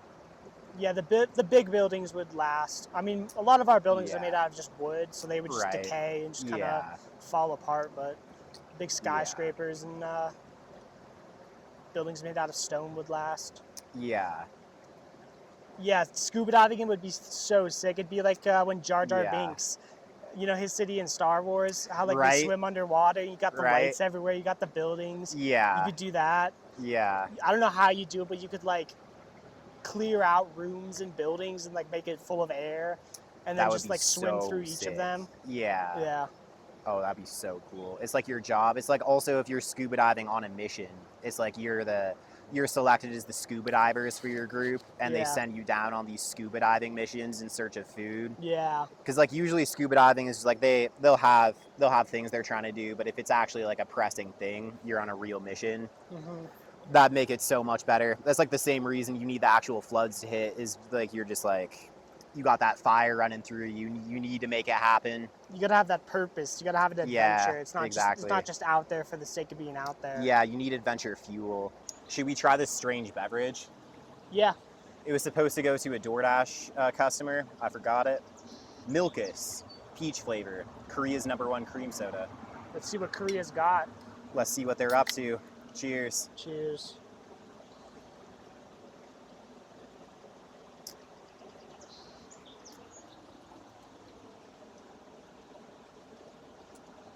I think it's pretty great. I think that's outstanding. Yeah, it tastes like creamy cotton candy. Peach flavored cotton candy kind of. Creamy, fruity, Yeah, sweet, refreshing, for real. carbonated. It's Amazing. fantastic. Yeah, I brought some maple syrup to put in the black coffee. Smart. That was a lot. You want some? Sure. Why not?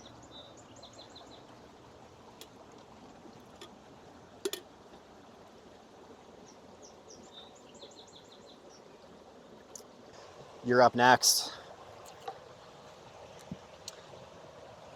Which book should we do?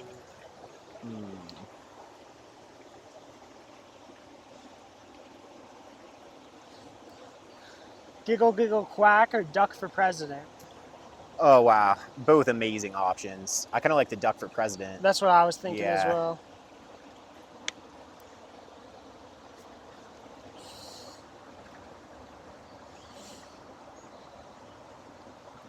Alright.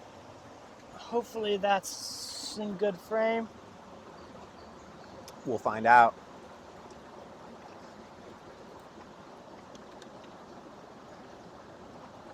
Alright.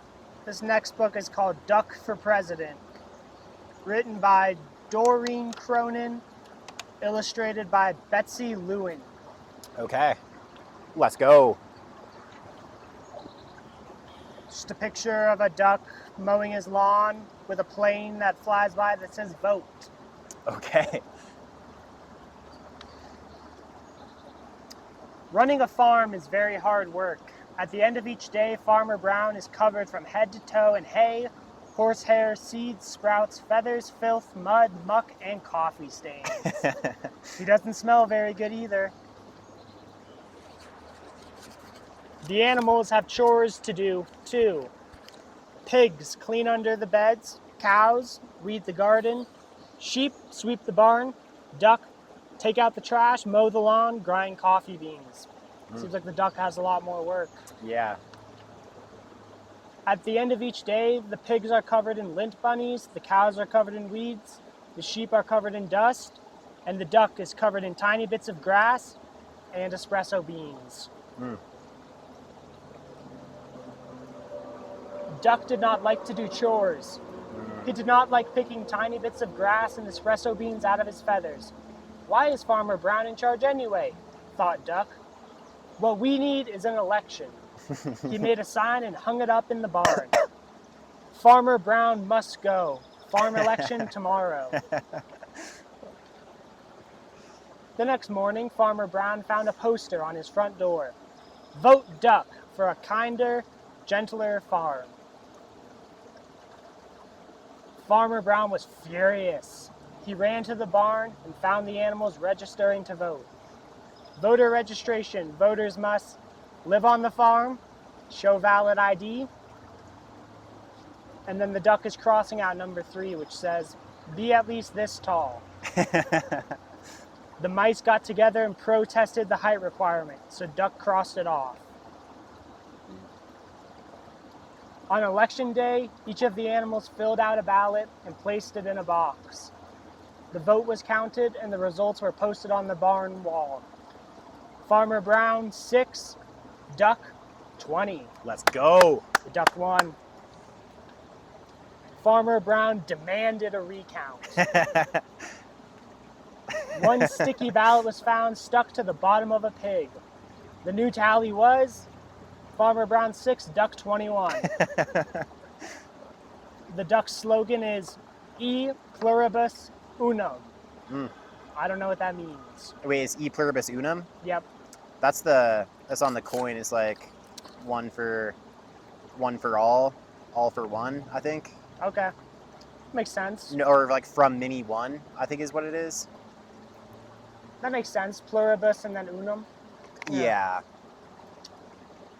The voters had spoken. Duck was officially in charge. Running a farm is very hard work. At the end of each day, Duck was covered from head to toe in hay, horsehair seeds, sprouts, feathers, filth, mud, muck, and coffee stains.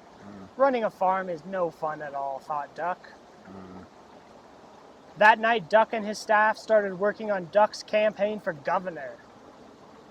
Vote for me. I'm a duck, not a politician.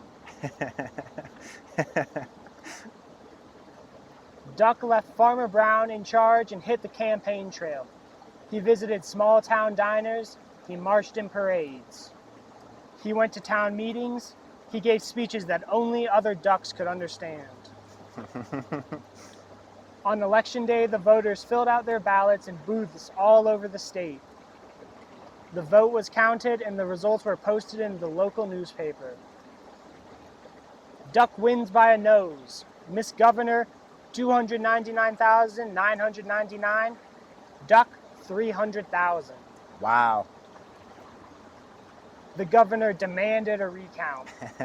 2 sticky ballots were found stuck to the bottom of a plate of pancakes. The new tally was Miss Governor 299,999, Duck 300,002. The voters had spoken. Duck was officially in charge. Running a state is very hard work. At the end of each day, Duck was covered from head to toe in hairspray, ink stains, scotch tape, fingerprints, mayonnaise, and coffee stains. And he had a very bad headache.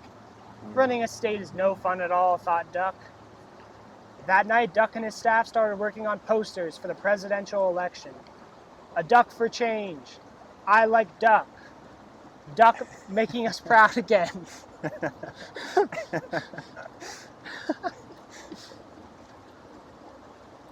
Duck left his staff in charge and hit the campaign trail. He kissed babies in local diners. He rode in parades. He gave speeches that only other ducks could understand. There must be a lot of ducks in this county if only the ducks can understand his speeches and he's tearing through everybody like That's true. this. I think he's running for president now. Okay. He even played the saxophone on late night television. On election day, the voters filled out their ballots in booths all over the country. The vote was counted and the results were announced on CNN. Mr. President, 50,546,165. Duck, 50,546,170. Ooh. The president demanded a recount. 10 sticky ballots were found stuck to the bottom of the vice president. The new tally was Mr. President, 50,546,165. Duck, 50,546,180. The voters had spoken. Duck was officially in charge. Let's go. Running a country is very hard work.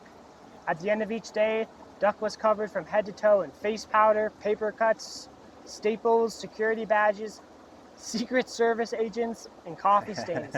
And he had a very bad headache. Running a country is no fun at all, thought Duck. Then he checked the help wanted ads. Duck needed, no experience necessary. Must be able to mow the lawn and grind coffee beans. Duck left the vice president in charge and headed back to the farm. At the end of each day, Farmer Brown is now covered from head to toe in hay, horsehair seeds, sprouts, feathers, filth, mud, muck, and coffee stains. And Duck is working on his autobiography. The end. That ending is fire. That's awesome. What do you reckon it means? It means the grass isn't always greener. The duck had it pretty good at the start, but he kept trying for more. That's true. And kept getting worse and worse, harder and harder. And he thought, oh, if I just get this next promotion, if I just go one step up, that'll be it. Yeah. Until he reached the top and realized, I just want to be a duck on a farm. Yeah. He was trying to escape responsibility. Yeah. But he kept adding on more and more responsibility. I was kind of wondering, when he took over the farm, I was expecting him to just be like, nobody has to work anymore. And then the farm would go to shit. And then they would all be like, we need food to eat. Let's reelect the old farmer. Yeah. But instead, the duck took on the responsibility and he didn't like it. Yeah. So really it's a story about how responsibility is bad. Exactly. You should stay where you are at all times. Yeah, never change. Or is it a story about how all of your achievements, all of your success is only good if you can write it in a story and make money off of a book? Yeah, it's about the autobiography at the end. Yeah, that's the main thing. Like, how much can you get paid for your speaking arrangements at the end of the day? Yeah. Because at the end of the day, he did quit his job on the farm and go work on his autobiography, which is probably written by a ghostwriter. So he did escape his responsibility by becoming president. Yeah. A story long told. That's true. That's true. Bro, when was that book written? It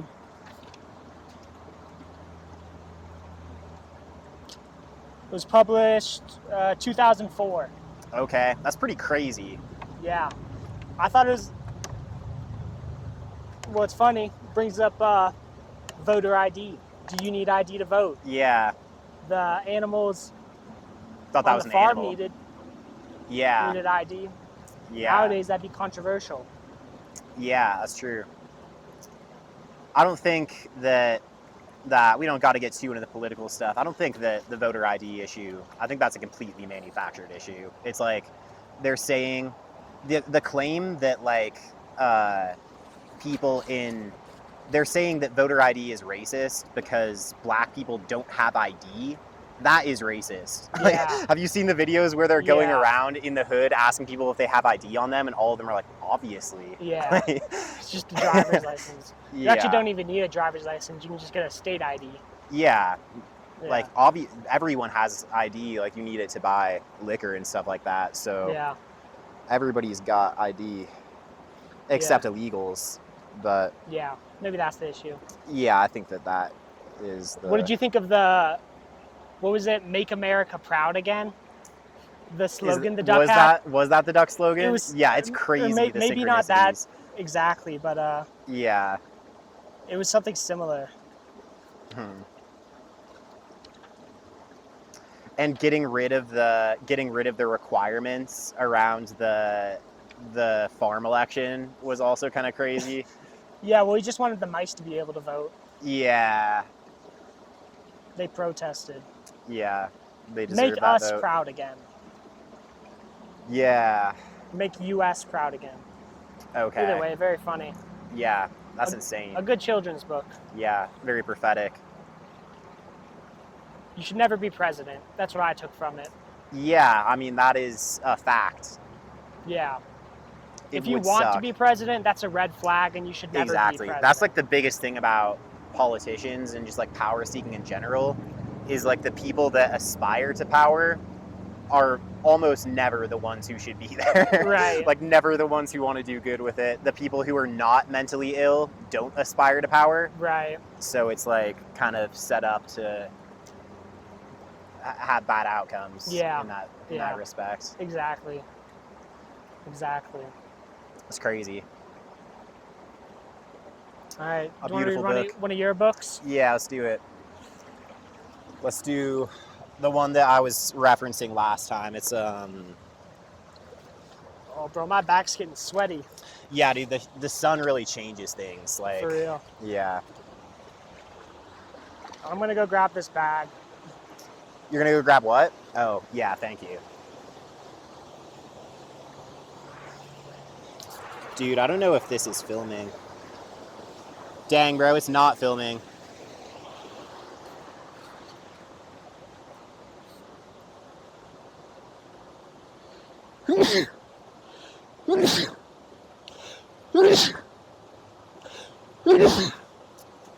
Excuse me. I think it got turned off for that story. Oh, did it? Yeah, that's all right. I can take a video of it, of me flipping through the book later and time it to your reading of it, but I just turned it back on. Okay.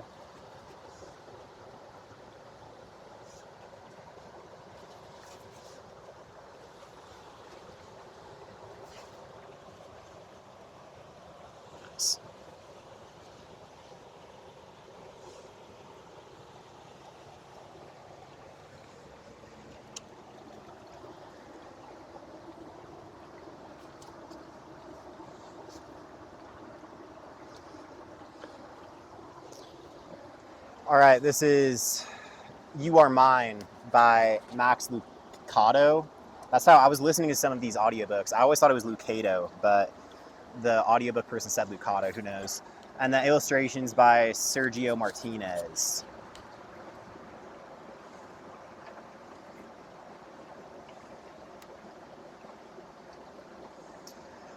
Punchinello lived in Wemmicksville. Just like other Wemmicks, he was made out of wood. Just like the other Wemmicks, he was carved by Eli, the Wemmick maker. And just like other Wemmicks, he sometimes did silly things, like the time he began collecting boxes and balls. Things started getting crazy when a Wemmick named Tuck bought a new box. Others had boxes, but Tuck's was a new box. Tuck loved his new box. He thought it was the best box in the village. He thought it was brightly colored, and he was proud of it. Too proud, perhaps. He strutted up and down the street, showing off his box. "Have you seen my new box?" he would ask the Wemmicks he passed on the street. "Would you like to touch my new box?" Tuck marched right up to Punchinello. "Don't you wish you had a new box?" he teased. Punchinello thought Tuck's box was beautiful, and he began to wish for a box of his own. Tuck kept showing off his box, thinking he was better than the other Wemmicks just because he had a new box. Nip, another Wemmick, disagreed. "My box is just as good as Tuck's," he said, as he showed off his box to the Wemmicks on the other side of the street. Nip's box was not new, but it was a bit bigger and a bit brighter and a bit more than Tuck could take. Tuck got very quiet and gave Nip a mad look. Then he got an idea. He stepped into a store and bought a ball. Now he had more things than Nip. He had a box and a ball. Wow. Nip frowned at Tuck's ball. Nip could do better than that. He bought 2 balls. With a smile on his face, 2 balls and a box in his hands, he marched over to Tuck and smirked. "Now I have more than you." Before he knew it, Tuck was in the store buying another box. Then Nip ran to buy another ball. Then Tuck bought a ball, and Nip bought a box. Ball, box, ball, box. Tuck, Nick. Wait, Tuck, Nip, Nip, Tuck. On and on it went. Someone could have stopped the whole mess right there. In fact, that's what the mayor tried to do. "You two are being silly," he said to Nip and Tuck. "Why, who cares who has the most toys?" "You're just jealous," they replied, "because you don't have any." "Jealous? Of you? Ha!" But within a few moments, the mayor was in the store buying an armful of boxes and balls. Other Wemmicks began to jump in. The butcher, the baker, the cabinet maker, the doctor from up the street, and the dentist from down the street. Before long, every Wemmick wanted to be the one with the most balls and boxes. Some boxes were big and some were bright. Some balls were heavy and some were light. Tall people carried them, small people carried them. Everybody carried them. And everybody thought the same thought. Good Wemmicks have a lot. Not so good Wemmicks have little. When a Wemmick walked down the center of Wemmicksville with a stack of balls and boxes higher than his head, the people stopped. Now there goes a good Wemmick, they would say. But when a Wemmick passed by with only one ball or one box, the others would shake their heads and think, or maybe even whisper, poor Wemmick. Poor, poor Wemmick. Of course, Punchinello didn't want to be called a poor Wemmick, so he decided to get as many boxes and balls as he could. He searched through his closet and found one little ball. He dug in his pocket and found enough money for one small box. I know what I'll do, he declared. I'll sell my books to get more money to buy more balls and boxes. So he did. He bought a blue and green box with clouds painted on the sides, but he still wanted more. I'll work nights to get extra money, he told himself. So he did, and bought a ball. And since he was working nights, he didn't need his bed, so he decided, I'll sell my bed. And he did just that, to buy 2 more balls. Soon Punchinello had an armful, but other Wemmicks had more. Some of them had so many boxes and balls, they actually had trouble walking. It's hard keeping up with all my balls and boxes, they would say, acting like they were complaining, but they were really bragging. Punchinello wanted to be like these Wemmicks, so he sold more stuff and he worked more hours. His eyes were tired from not getting any sleep. His arms were tired from carrying toys. He couldn't remember when he had last sat down to rest. And worst of all, his friends couldn't remember when Punchinello last came to play. We haven't seen you for a long time, his friend Lucia said to him one day. Why don't you come and play again? Asked his buddy Splint. Not everybody cared about boxes and balls. Punchinello's friends didn't. But Punchinello cared more about having boxes and balls than he cared about having friends. I've got work to do, he would tell them, and his friends would sigh. Punchinello didn't care. He only cared what the other box and ball people thought. And no matter what he did, he couldn't buy enough things to get their attention. Finally, he had an idea. I will sell my house, he decided. Wow. That's crazy, cried Lucia. Where will you live? Asked Splint. Punchinello didn't know, but he didn't care. All he could think about was the boxes and balls he would have with all his money. So he sold his house. He bought boxes and boxes and boxes and balls and balls and more balls. He carried so many toys, he couldn't see where he was going. His stack went way above his head. But he didn't mind. So what if his arms ached? So what if he kept walking into walls? So what if he had no friends? He had boxes and balls, and when he passed Wemmicks, they would turn and say, wow, he must be a good Wemmick. Punchinello heard them. He couldn't see them, but he heard them, and he felt good. I am a good Wemmick, he thought. He is. But then, somebody changed the rules. It was the mayor's wife. She was very proud of her boxes and balls. She not only had a lot of them, but she also had special kinds of them. She bought them at the fanciest stores with the funny names and left the names on the boxes so everyone would see them. She wanted to be the best Wemmick. One day, she had an idea. Not only will I have the most, but I will go the highest. So she climbed on top of one of her boxes and shouted, look at me, everybody. Immediately, all of the box and ball people tried to outdo her. One climbed on a fountain, another on a balcony, and then another onto a roof. It was the mayor who spotted the mountain, however. Behind the village of the Wemmicks was the Wemmicks Peak. I'm going to the top of the mountain, he shouted, hoping to get there first. The race was on to see which Wemmick would have the most and climb the highest. Wemmicks loaded with boxes and balls began running up the mountain. It was a crazy, crazy race. Since the wooden people couldn't see where they were going, they bumped into each other. Since they were exhausted, they fell over their own feet. Since the trail was narrow, some fell down the side of it, but they kept going. Bringing up the rear was Punchinello. He was having a hard climb, harder than the rest. After all, he'd only been a good Wemmick for a short time, but he wasn't used to carrying so many boxes and balls. But he was determined. He kept putting one little wooden foot ahead of the other, but since he couldn't see, he didn't know he was on the right side of the trail. Since he couldn't see, he didn't know he was on the side of the trail. And since he couldn't see, he didn't know that he had left the trail. All he knew was that all of a sudden, he was all alone. I must be ahead of everyone else, he thought to himself, and so he kept climbing up and up and up. I must be very near the top. I'm such a good Wemmick. I'll be the highest with the most. About that time, Punchinello's foot caught the edge of something. He tried to keep his balance. His toys swayed to the right and then to the left. He leaned back, then forward, but he couldn't stop. He was going to fall. He didn't know, however, that he had walked right up the trail to Eli's house. He tripped on the step of the porch and tumbled through the front door of Eli's workshop. When Punchinello realized where he was embarrassed. For a long time, he stayed face down on the floor, surrounded by his boxes and balls. One of the balls rolled across the floor and stopped at Eli's workbench. That's when the woodcarver turned around. Punchinello. Eli's voice was calm and deep and kind. The Wemmick still didn't move. He could feel his wooden face turning red. Looks like you've been carrying a big load. The weary Wemmick climbed to his knees but kept his head low. These are my boxes and balls, he said quietly. Do you play with the boxes and balls? Asked Eli. Punchinello shook his head. Do you like boxes and balls? I like the way they make me feel. And how do they make you feel? Important, Punchinello answered, still with a small voice. Eli observed. So you've been thinking like the other Wemmicks. You've been thinking that the more you have, the better you are, and the happier you'll be. I suppose so. Come here, Punchinello. I want to show you something. Punchinello lifted his wooden head and looked at Eli for the first time. He was relieved to see that the Wemmick maker wasn't angry. Punchinello followed Eli over to the window. Look at them, Eli said. Punchinello looked out the window at the swarm of Wemmicks still climbing the mountain.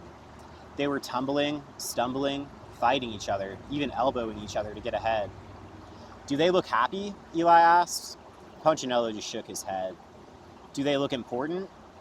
Not at all, Punchinello said, noticing the mayor and his wife. The mayor was on the ground and she was stepping on his back. She had a box on her head and he had a ball in his mouth. Do you think I created the Wemmicks to act that way? Asked Eli. No. Punchinello felt a big hand on his shoulder. Do you know how much your boxes and balls cost you? My books in bed, my money in my house. My little friends, they cost you much more than that. Punchinello was trying to remember what else he had sold when Eli continued. They cost you happiness. You haven't been happy, have you? Punchinello paused. No. They cost you friends, and most of all, they cost you trust. You didn't trust me to make you happy. You trusted these boxes and balls. Punchinello looked at the pile of toys. All of a sudden, they didn't seem so valuable. I kind of messed up. That's okay, Eli replied. You're still special. Punchinello ducked his head and smiled. You're special not because of what you have. You're special because of who you are. You are mine. I love you. Don't forget that, little friend. I won't, Punchinello smiled. Then he paused and asked, Eli? Yes. What should I do with these boxes and balls? Perhaps you should give them to someone who really needs them. Punchinello turned to leave, but stopped again. Eli? Yes. I don't have a place to sleep. Eli smiled and offered, would you like to sleep here tonight? I sure would. I'm very tired. And so that night, Punchinello slept on a bed of wood shavings. He slept well. It felt good to be in the house of his maker.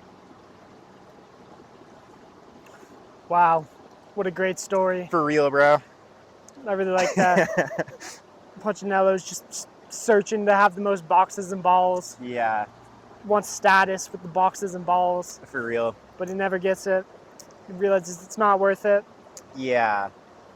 Yeah, I like the part where he ends up in Eli's house. First of all, like he expects Eli to be all angry, but Eli's just like trying to help him. Yeah. Acting in love. And then Eli brings him to the window. He's like, you think all your boxes and balls make you important. Now look around from like my perspective and see how like foolish everyone looks trying to play this game of like getting the boxes and balls. Yeah. And from his perspective, he can see very clearly that the self-importance has made them look very foolish. Yeah. So it's like, yeah. Yeah, exactly. It's beautiful. Yeah. I find it funny the part where it was like, Punchinello doesn't care about friends, just boxes and balls. Just boxes and balls. Yeah. I It's think also, I think boxes and balls is the perfect metaphor for that because Yeah. it's literally just so funny to say, yeah, and it's so that's true. stupid that it really illustrates the point Yeah, that's a of good how you point. just can't be consumed by material items that give you fake status. Yeah, for sure. Yeah. It's beautiful. Or when the mayor's wife had a box on her head and the mayor had a ball How you had in a his ball mouth. in his, and she was standing on top Yeah. of him trying to climb high. Yeah. It's like that's a nice metaphor too. Just like standing on, they're all so concerned with getting the highest that they start standing on the people around them. Yeah. Yeah, exactly. Yeah, Yeah. it's crazy. There's a dog over there earlier. Really? Yeah. I don't Yeah, know. it might have been my neighbor's dog. Okay. It's a sick dog. I hope he comes and chills. Yeah, he's dope. Nice. Yeah. Get in the podcast. Or with the- it's a she, but she's dope. Nice. She actually did come into the frame during me and Luke's. Oh, We really? had just finished cooking the food, and then their dogs like pulled up and like said, "What's up?" Nice. Yeah, Yeah. you gotta have the dog just right in front of the table. Yeah. We would have given them some food, but they didn't stay around. What did you Very cook? sad. We cooked fish and some peppers. Nice. I bought this little grill. It's not even a grill. I found it at Arc. It's like a plug-in grill of some kind, but I took out the plug-in part and then we just filled it with charcoals and tried to Okay. cook fish on top of it. Yeah. It didn't, the charcoals went out like they always did when we Yeah. were living in Fort Collins, but then they were still like hot, so we just like got a pan, put it all in the pan, mixed up the fish and peppers and put a bunch of butter and spices in there. It was super good. Yeah, that sounds bomb. It burned a hole in the table also. I can see that. Yeah. A worthy sacrifice for the table. I was kind of hoping the table was going to light on fire, low-key. That'd be sick. Yeah, That'd be sick. no doubt. It's beautiful. You want to get into another one of yours? Sure. Oh, yeah. Last night I finished this documentary, or no, like a 30-hour podcast series about the Jonestown Yeah. cult. Literally like maybe the most disturbing content I've ever listened to. Really? Like it was insane. Yeah. So these books are the harshest vibe shift from that. Like, Yeah, that's fair. yeah, I think I was dreaming about it last. It's like you should check it out. It's Martyr Made, the Jonestown. It's like literally, it's 8 parts, and just all about like Jim Jones, the People's Temple, Right. and the Jonestown cult. Dude, it's like it hits so hard. Like when you get to the end of it, he just ends it with like eerie music playing over the actual footage of them drinking the Kool-Aid and like killing themselves. Wow. And then it's just over. So like that's the end of the 30-hour series. It's just the actual footage of them all killing themselves. Wow. And then you're just like sitting in silence. Like I haven't felt like that in a long time. Yeah. Like when that ended, I was driving around like dude, Yeah, it that's is so dark. Like Jim Jones is like, he starts off as this, I won't go like all into it, but he starts off as this like very sort of framed as like a very selfless figure. Right. He's like a civil rights activist, going to like insane lengths to help people and like protect them and try to get like win their rights and stuff. But all of his like sacrificial nature is like subversively self-serving. He's like Right. trying to be a messianic figure. Right. And then he gets like super big into like methamphetamine and like just like uppers and downers, Yeah. and is surrounded by people who are constantly feeding his messiah complex and like are not allowed to criticize him or they'll Right. get kicked out of the church. So then he just goes full on into like, he's like sort of framing it as a Christian church, but it's always like the Christianity is subservient to the communism, Right. which is his real objective. Yeah. And then they end up in the South American jungles where he's just like at the end of his rope, never sleeping, always like hopped up on meth. He's Yeah. hooked into this loudspeaker system where he's constantly just lecturing over like a loudspeaker system. It has like a very Oh, interesting. concentration camp type vibe because Yeah. like everyone's working in the fields as he's just like lecturing Speaking about over them. communism Yeah. on this like loudspeaker system. Ironic. And he's so fucked up from all of the drugs that he's like slurring his words on Yeah. the speaker just like going on rage rants about the people who left the church and how they're evil and like the things that they want to do to them. He gets the little kids to stand up, and they have these like struggle sessions and like these like late night church services. He would have the kids stand up and go into like graphic detail about the violent things they wanted to do to their family members who left the cult. Oh wow. It's like literally some of the darkest shit I've ever heard. And then they are like getting closed. He feels like they're getting closed in on. He's like fully going into this like paranoid fantasy about how everyone's trying to kill him, and there are people who are constantly feeding this paranoia. Yeah. And then a governor comes out to like check on it, and because they're getting reports that a bunch of crazy stuff is going down. A governor comes out to check on it. They're like, at first they're like seemingly passing the inspection. Like the first night, the governor comes onto the stage after they're like singing songs and having a great time. The governor's like, I've heard some reports that there's some weird stuff happening here, but when I look around, as far as I see, like, you guys seem to think this is just about the greatest thing that's ever happened to you. Yeah. And everyone just like erupts in like thunderous applause for like 30 seconds. And then somebody slips the camera crew a note saying like, I want out, help me get out. I'm not allowed to leave. So then they're trying to figure out how to get them out. And they start going around asking everyone if they want to leave. Out of like 900 something people, 15 or so of them wanted to leave.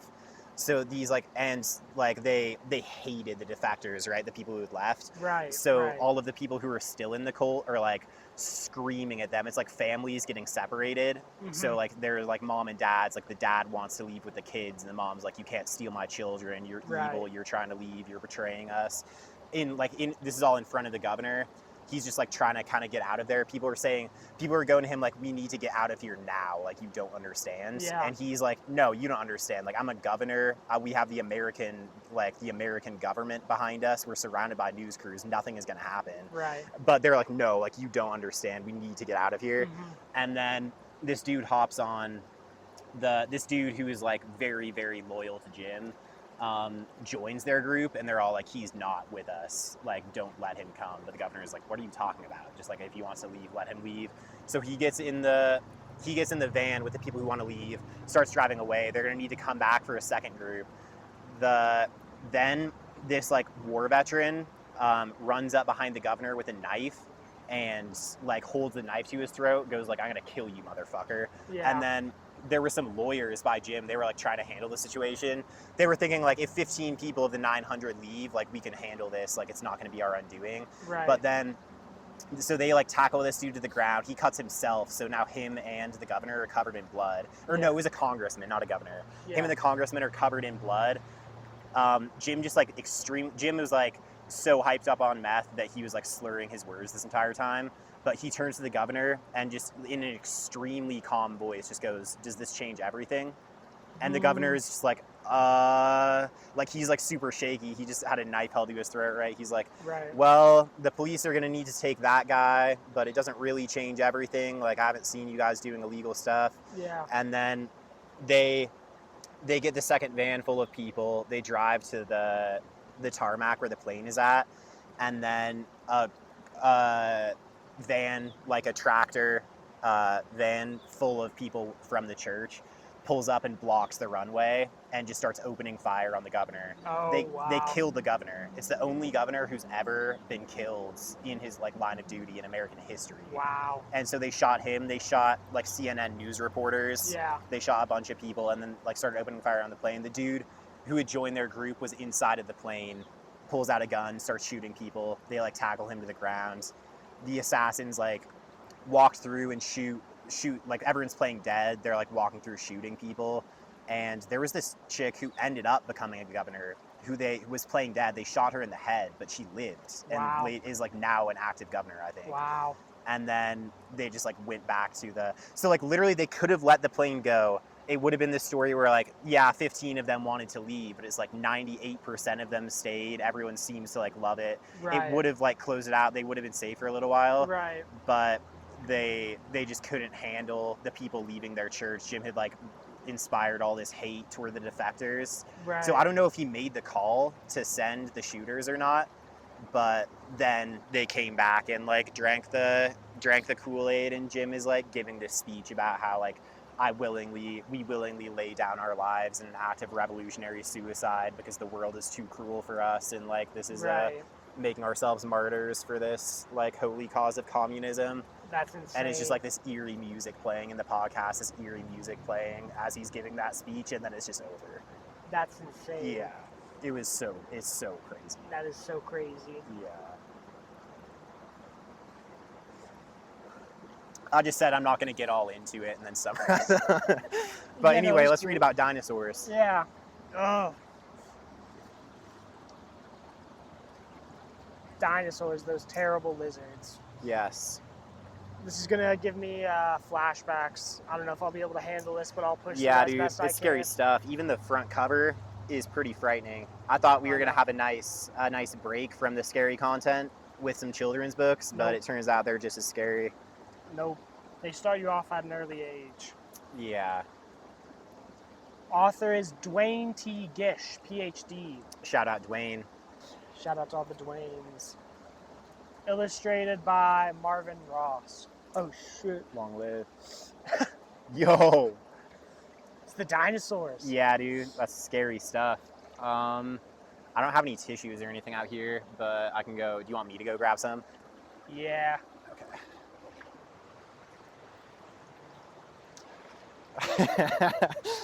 You got so much blood on your nose now.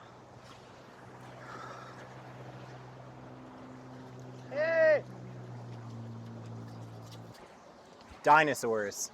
So anyways, maybe that was a warning sign. We shouldn't get into this. Yeah, seriously. Dinosaurs, those terrible lizards. As I said, dinosaurs are portrayed poorly in the media. Yeah, Exhibit A, it's true. proof.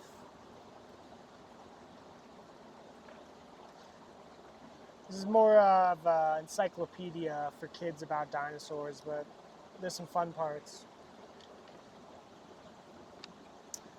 Okay, yeah. We can just kind of cover what is interesting to you. I think we should talk about whether or not dragons existed.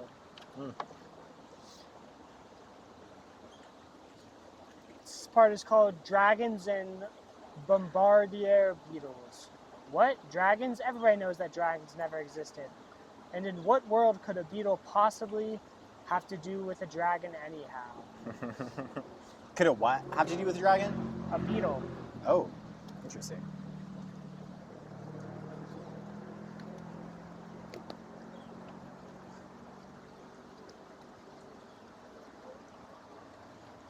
All right. So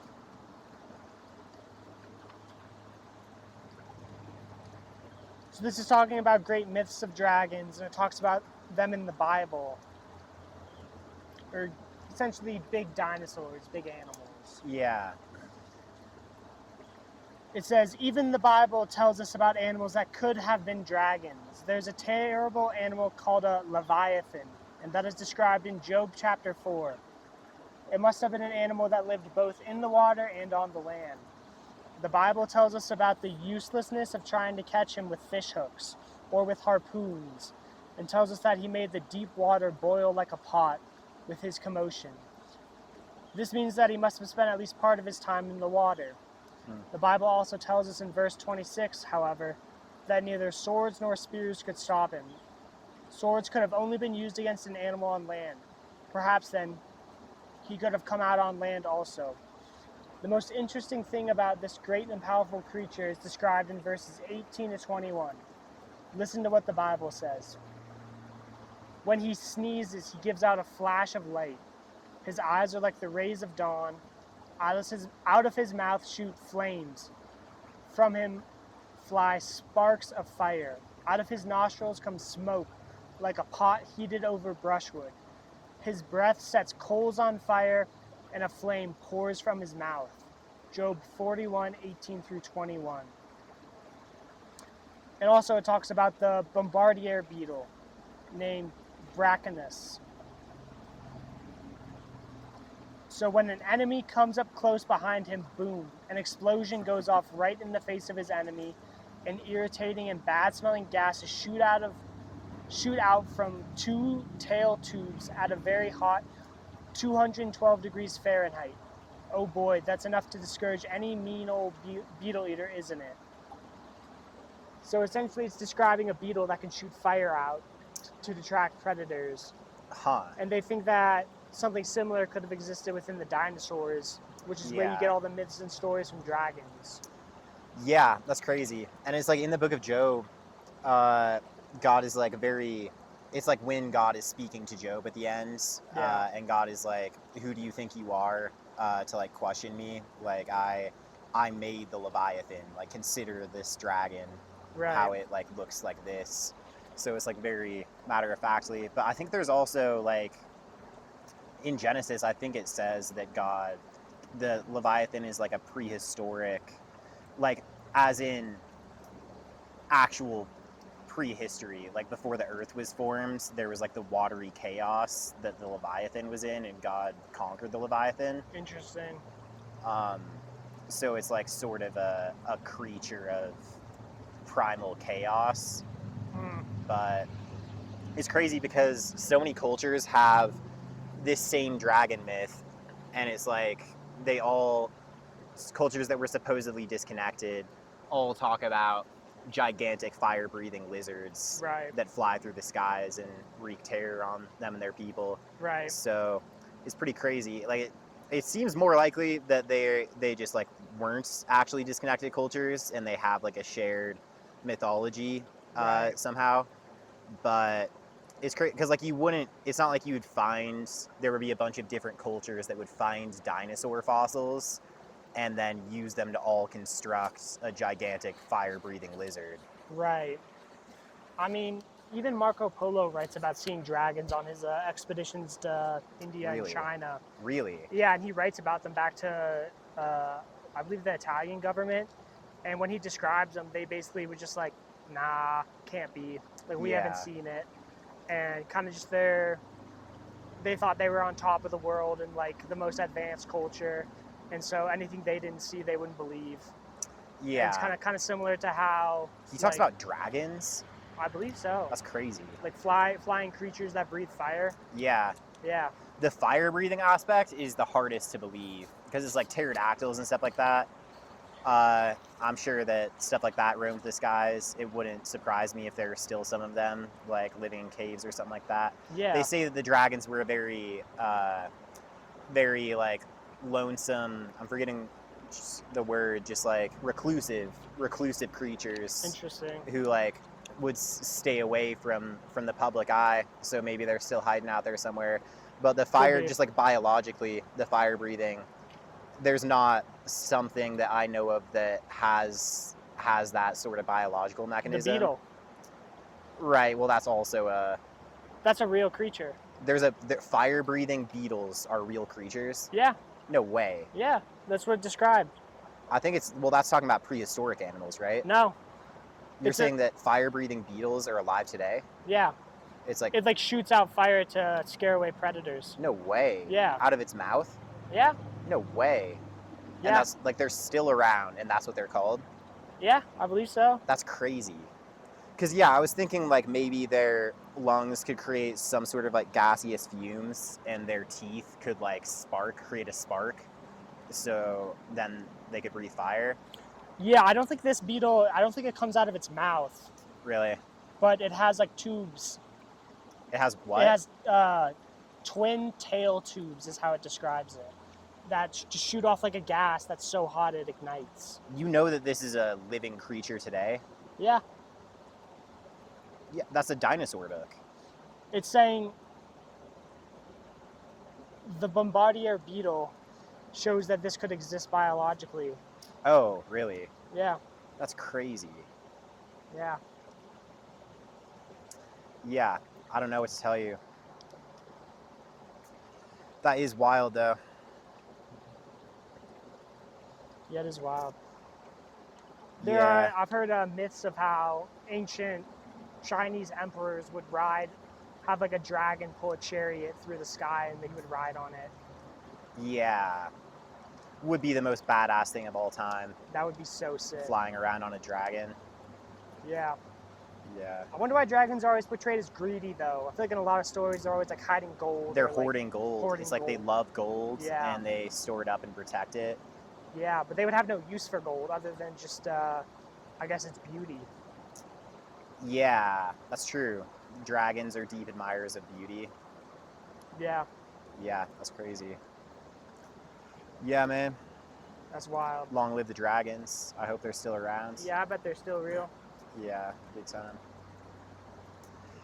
Yeah, you hear stories about people stumbling across dragons like in the Middle East or something like that in caves, or giants, or all kinds of strange things. Yeah. I'm sure we don't know what's going on, Yeah. but yeah, the dragons are a little bit hard to... You would think we'd know about them. You'd think there's not a great reason to cover them up, unless they are guarding piles of gold and the people in power want the gold for themselves. They don't want other people chasing these dragon holes, going after the gold. That's true. Deep in a Yeah. mountain cave. Yeah, big Yeah. time. I don't know. Yeah, man, who can say? But that's a good story either way. Yeah. Long live. Long live dragons. Long live the dragons. I don't know how many of these we're gonna get to. Like, this has gone pretty long already. Yeah. But we could... Do you have any more you want to get to? Not really. I think this one about the Goodnight one is a nice closer. Yeah, It has... that's fine. The art in it is so good too.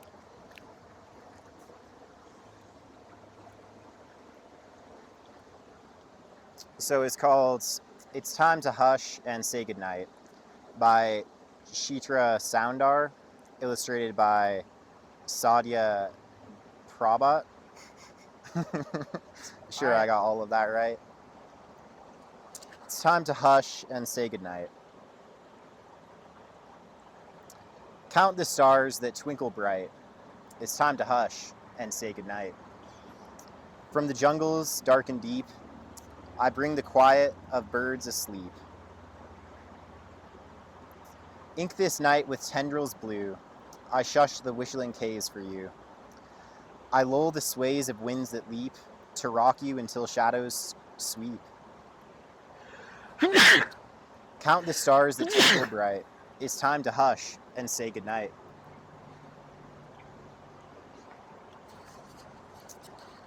Hand your sobs to roaring seas. Gift your rage to the swarming bees. Send your tears to the misty night. Fling those fears to the starry night, to the starry light. I keep you safe from monsters wild. I'm here for you, my darling child. Count the stars that twinkle bright. It's time to hush and say goodnight. From the strands of merry streams, I weave a quilt of joyful dreams. Sail that moon across the sky. Let your hopes take wing and fly. I steal the glow of rubies red. I spin the dust with crimson thread. Count the stars that twinkle bright. It's time to hush and say goodnight. I give this kiss from me to you to keep you safe till morning dew.